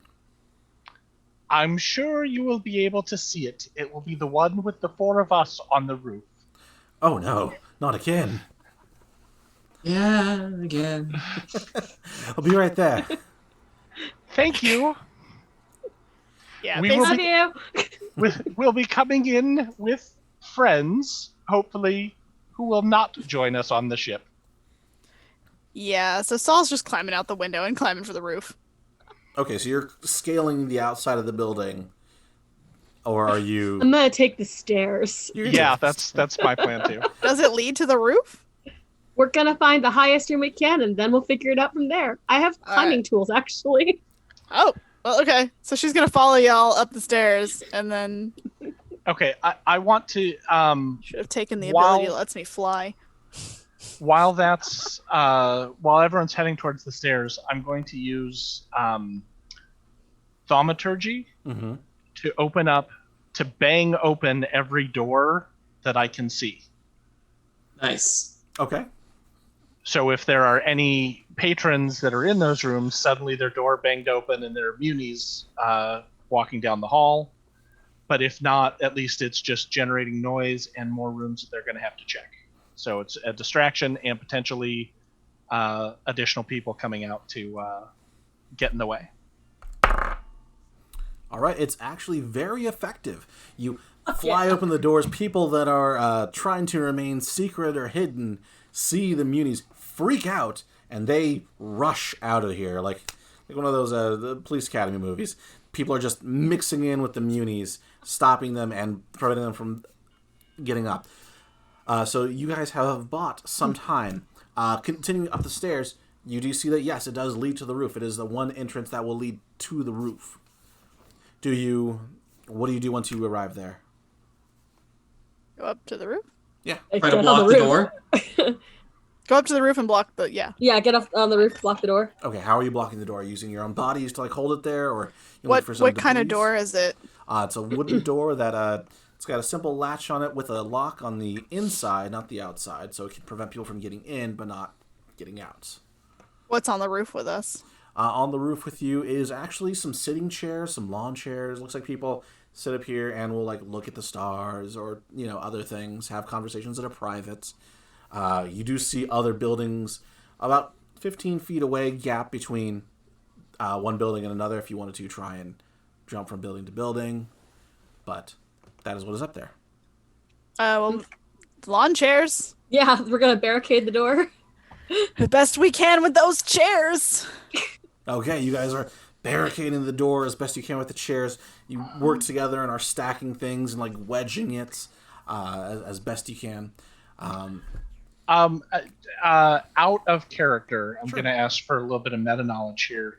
Go ahead. I think that having traveled with everyone for a while, I would have a good idea of who was the strongest Mm-hmm. of us, and so I'm asking that of the players here. It's not me. It's not me. I think you. That's not me. No? It might be you. I have a It might be zero. s- As do I. Then you're still stronger than me. Okay, gotcha. You guys. So gotcha. We done charisma. You guys done strength. Got it. All right. Oh no. Fun. So I can hold on. I think I can spend some points and maybe do a thing. I'm very good at running away from things. I mean, barricading the door itself is going to buy you at least a round. Oh yeah. Yeah, we're gonna barricade it with the chairs. I'm gonna spend.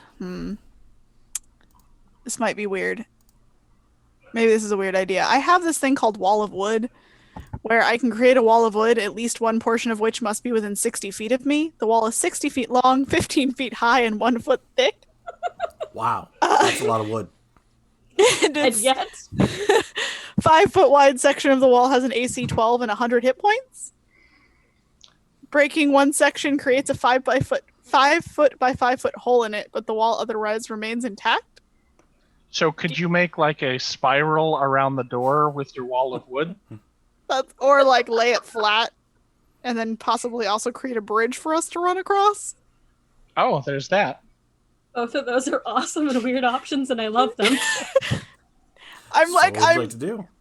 being creative with what it says I can do. So I'm going to spend 3 of my psi points. 3 psi points to create a wall of wood that lasts for 1 hour. And I'm gonna lay it flat down on top of the door and then create it to where, because it's 60 feet long, I'm gonna create it to go across to another roof so that we can run. Okay. All right. That's definitely going to hold them up for a round or so. I fucking love that. I'm just gonna do it, and you're all gonna be like, "Don't use magic," and I'm gonna be like, Magic. "Magic." Well, I don't think anyone can see you do it. They just see a bunch of wood that is built a bridge. That's fair. I feel like we're leaning against the door, and it's like, okay, we can still lie our way out of this. And Saul's just like, nah. Wallwood. So it's like, Ooh. lock the door. All right. So, Wallwood, erupts from the building, bridging onto a nearby building. This one doesn't have a nice sitting area. It's got a tile rooftop, so it is going to be kind of tricky. You might slip. So you're able to move over to the next building, no problem. Or do you stay there and just wait for your ride? We're gonna wait for I'm waiting for the ride, I feel Yeah. like, until Maybe- we have to run. Here's an idea. Why don't we leave the wall, let them think that we ran across the other building, and hide on the roof? Was there a place we could have hidden? Not particularly, but you know what? There's always, maybe you hang off the side in an area they don't see. There's always an option to hide in That plain sounds sight. like a strength check. No, Because it is a strength check. I know. We've lost them. Where'd they go? Don't look over the side. It's Assassin's Creed logic. I was gonna say, are there any hay bales and carts below us? Yes, there are. Don't jump into them. Okay, wait, can you unwall of wood that thing? Yeah, I can end it. I was gonna say, we could cross and then remove the wall, but it doesn't look like there's anywhere to hide on that next roof, is there? Right. And this is where Fix knows where we are. Well, we just said we'd be on a roof Next to a bar. next to a bar. We could say we're not in the same spot. How many fire genasi are gonna be on the roof at this hour? I can Right. produce flame to where they'll see me. It's true. It's a nice We can send beacon. up a flare. We could set the bar on fire.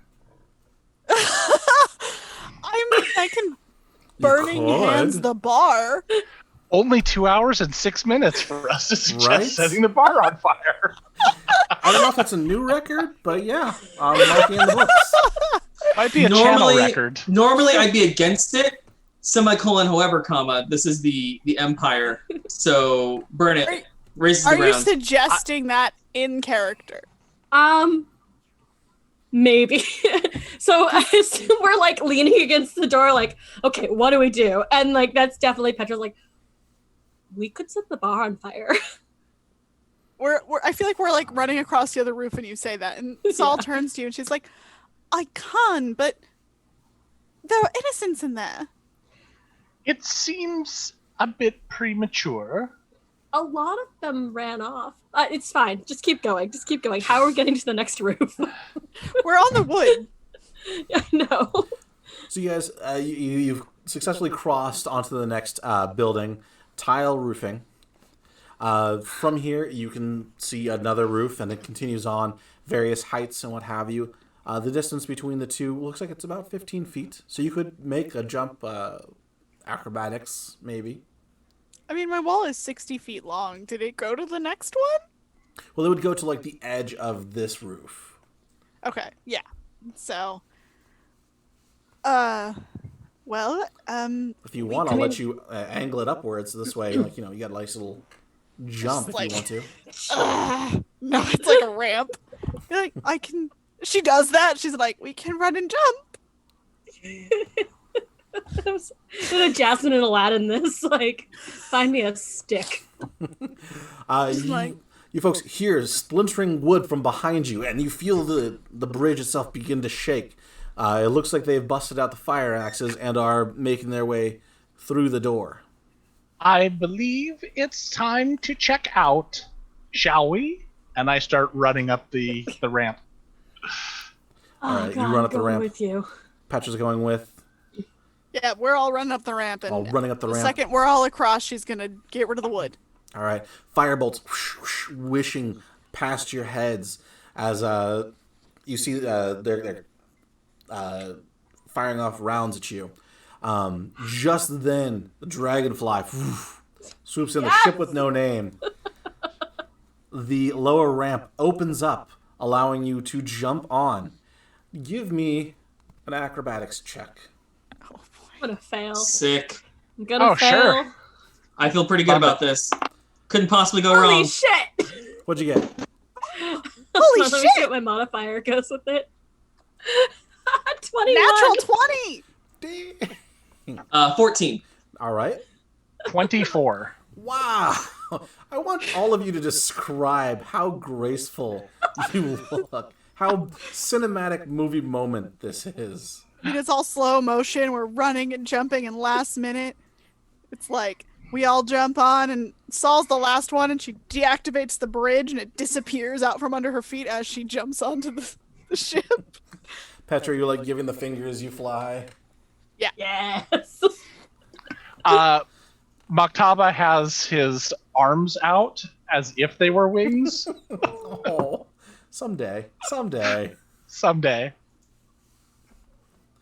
Nice. Aelfonn turns as he sees the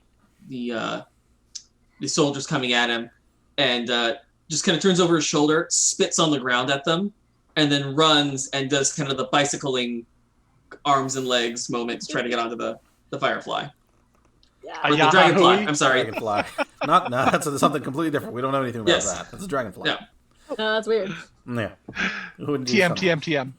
Right. Don't get sued.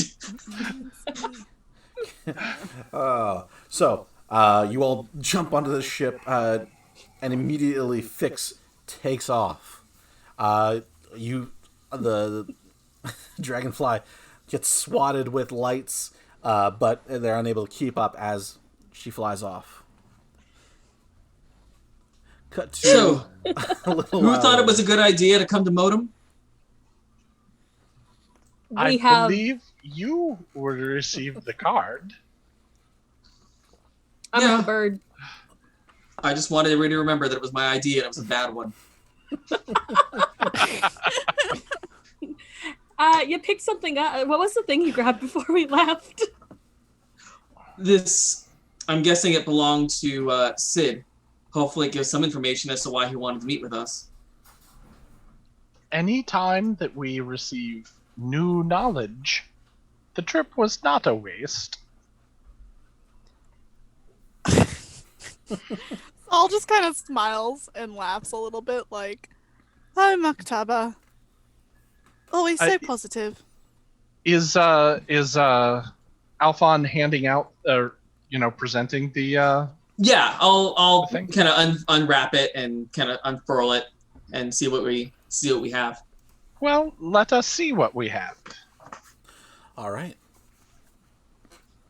As you unwrap the documents and start parsing them out, you find that looks like it's tied to something called the Maven Project. Looks like the Bellum Empire is trying to find a way to fuse magic and technology. They have yet to successfully do so. Or at least that was true until they captured someone from the Order and a name you both recognize, Crass Rain. Crass was tortured and showed them how you can do this. You can use demons and fuse them with machinery. While it will work, they aren't stable and won't last a very long time.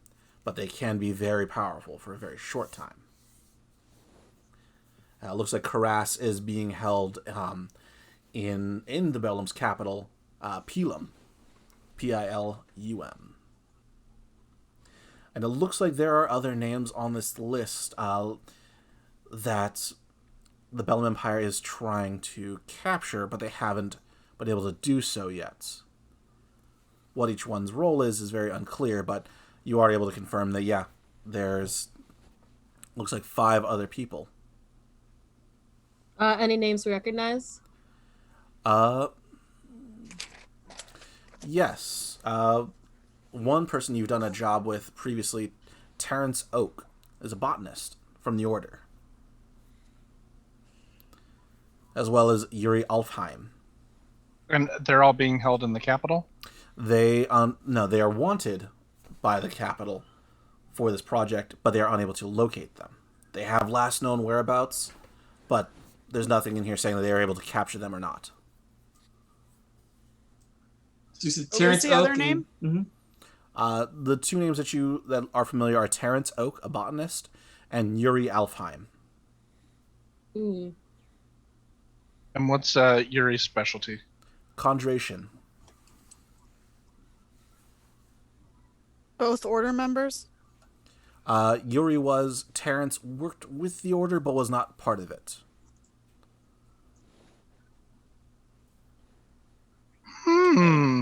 This is not good. I don't like this. The absolute hypocrisy. They go to war and kill thousands upon thousands of people to say that magic is evil or useless. And here they are trying to combine their monstrosities with the magic that we know. Well, when we were in the store, part of why we bought the weapons that they were selling, because they were basically Order tech, but just tech, not magic. And Can I take the weapons from you, or like the kitchen set from you? Oh, yes, of course. it was a sword and a kitchen set, because I think he was trying to oversell. Yeah. Petra pulls out she's the faux crystal sword. Okay. Just to get a look at it. Is it? I'm assuming it's stats of the crystal dagger. Yes. But it immediately comes with the fragile, I'm sorry, not fragile, unstable descriptor. Right. I figured as much, but... Can I go get my Order weapon so we can compare them? Absolutely. Okay. You didn't give me the stats for that. Oh, they're in the codex. It's all right. I'll share it later. But comparing the two, yours has got a heft to it and is solid, while theirs seems light and almost like a child's toy. Well, it's shit, clearly. It did not seem to be the best quality. I mean, it's clearly not the same. This has held up for years. Whereas that shouldn't last maybe a year. Is it too optimistic to hope that a merging of magic and technology will create a more unified future? If they're It- using demons, no.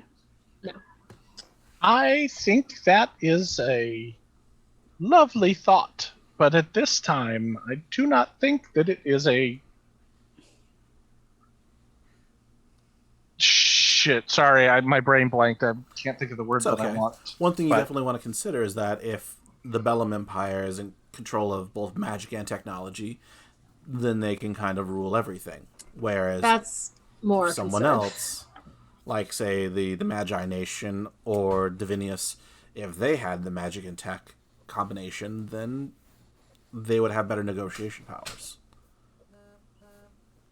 I mean, this is something that, like, if we could take this back to our nation, we could figure this out. We know how to do this. They don't. Well, your nation unfortunately has been replaced with puppet leaders that Yeah. are very loyal to, to the Empire.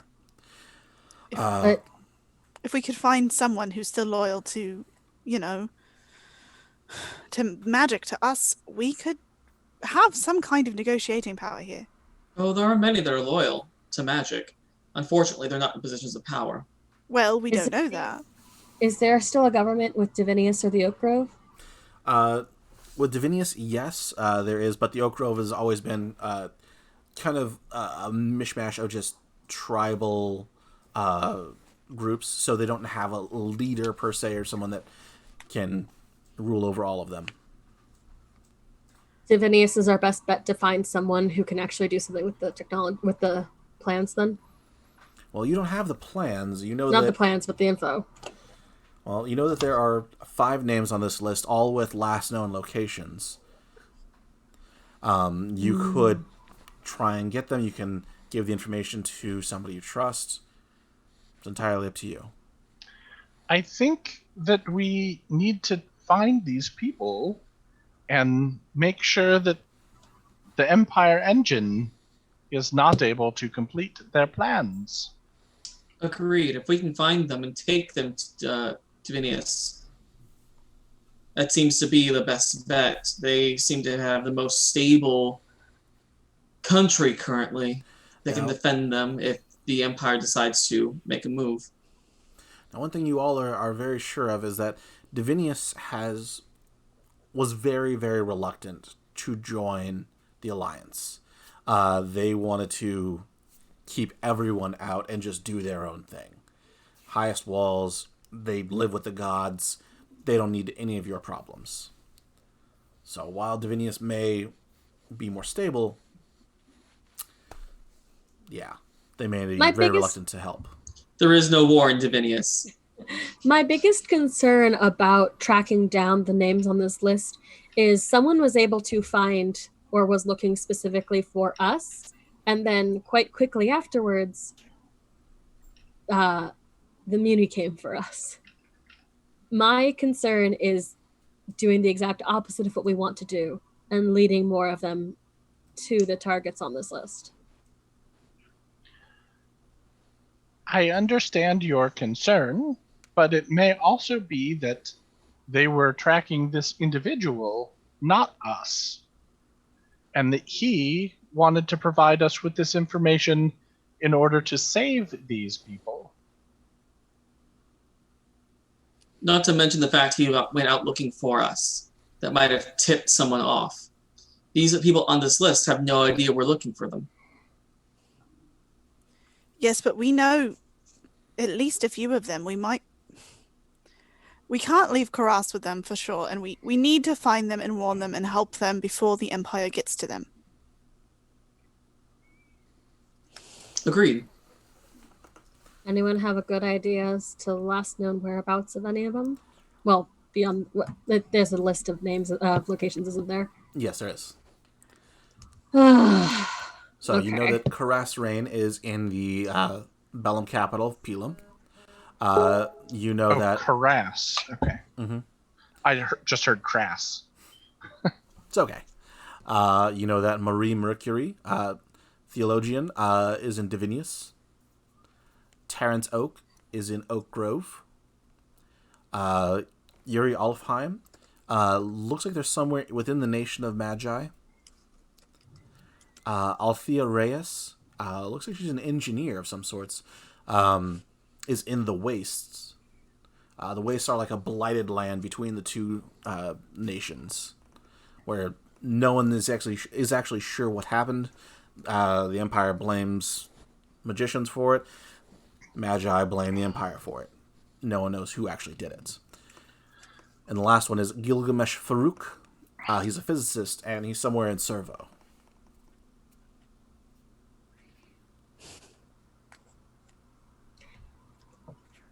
And I'll share this all with you. This way you don't have to... Yeah. Thank you. Appreciate it. Mm. Yeah. In that case, we've got a laundry list of names. We might as well start looking. But who first? What's the closest to where we are now? I don't have the map pulled up. It's okay. Yeah, exactly the question I was going to ask. Closest would probably be Gilgamesh or... Yeah, it's going to be Gilgamesh over in Servo. Ugh. I'm not sure we want to go back to Servo just yet. Head into Servo just yet. But also they might be the most at risk. Wastes or Servo, guys? I personally vote the Wastes. I'd rather not go back into Empire territory, at least not for a little while. I don't know if my liver can take it. I don't like leaving someone in this territory for too long, but if we must go the Wastes first, then let's make haste. Okay. So, you guys... Make haste to the waste. You got it. So, you're all heading off to the Waste, and that is where we will end it today. Cool. Cool. We'll pick up this story next week. Let's go around the table. Everyone, reintroduce yourselves for those that are just joined us, because I know we just got rated. And where can they find more of you? Let's start with you, Blythe. Hi. Yeah. I'm so excited to see where the session is going to go. I'm Blythe. My Twitter handles and Instagram handles are BlytheKayla93. That is BlytheThekala93.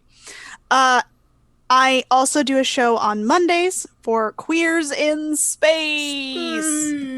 It is Star Trek. It is gay. It is great. Awesome. That's twitch.tv/_ST or ST_perseverance, or you can follow us on Twitter at FCRD12.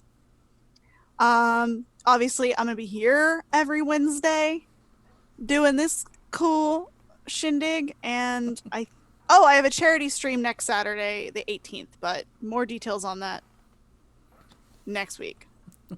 All right, Clara. I am Clara, and I am all over the internet as @ClearlyGolden, and you can find me here on Wednesdays, and sorry, my streaming schedule just left my head entirely. I actually think I'm on Friday for the advice show this week. So Ooh. catch me on Friday for questionable advice. Nice, Joey. Hey guys, you can catch me here every Wednesday playing this bard, this super fun drunky bard. You can catch me on socials at Joey Nestra. I'm also here every other Sunday playing Glittering Night, our vampire 5e game, where I get to live my best Toreador life, and I'm loving every minute of it. And you can catch me on It's Probably OK's new stream here Tuesday afternoons playing Masks into the Spider-Verse. So Nice. Yeah. Super cool. Nice. super fun. Yeah, playing a protege who is the son of Peter and Mary Jane after Peter got back from the Spider-Verse. Oh my And god. reacquainted with his ex-wife. Super fun. So check Oh, that very out. cool. Awesome. I love That sounds it. so super fun. Awesome. Nick, where can I get more of you at? Hey everyone. Can be found on the socials at Sungrowler, as it says right here somewhere. I'm also here, of course, every Wednesday for Dying Embers, but also on alternating Mondays for Things from the Flood. Insert coin, Things from the Flood. Insert coin Floodwater, sorry. Where we are playing in a alternate 90s where there are robots and apparently portals to other worlds. So it's exciting and fun and also a little bit depressing. But please come and join us. Awesome. And I've been GM Mace. You can find me here every Wednesday. I'm also on a podcast called Games We Never Play. Give that a listen. We play the games off the beaten path, not just D&D, but that weird stuff like Ghostbusters and what have you. I look forward to seeing you more and seeing where the story goes. This is a great table. All right. Well, until then, I will see you all next week. Bye. Bye.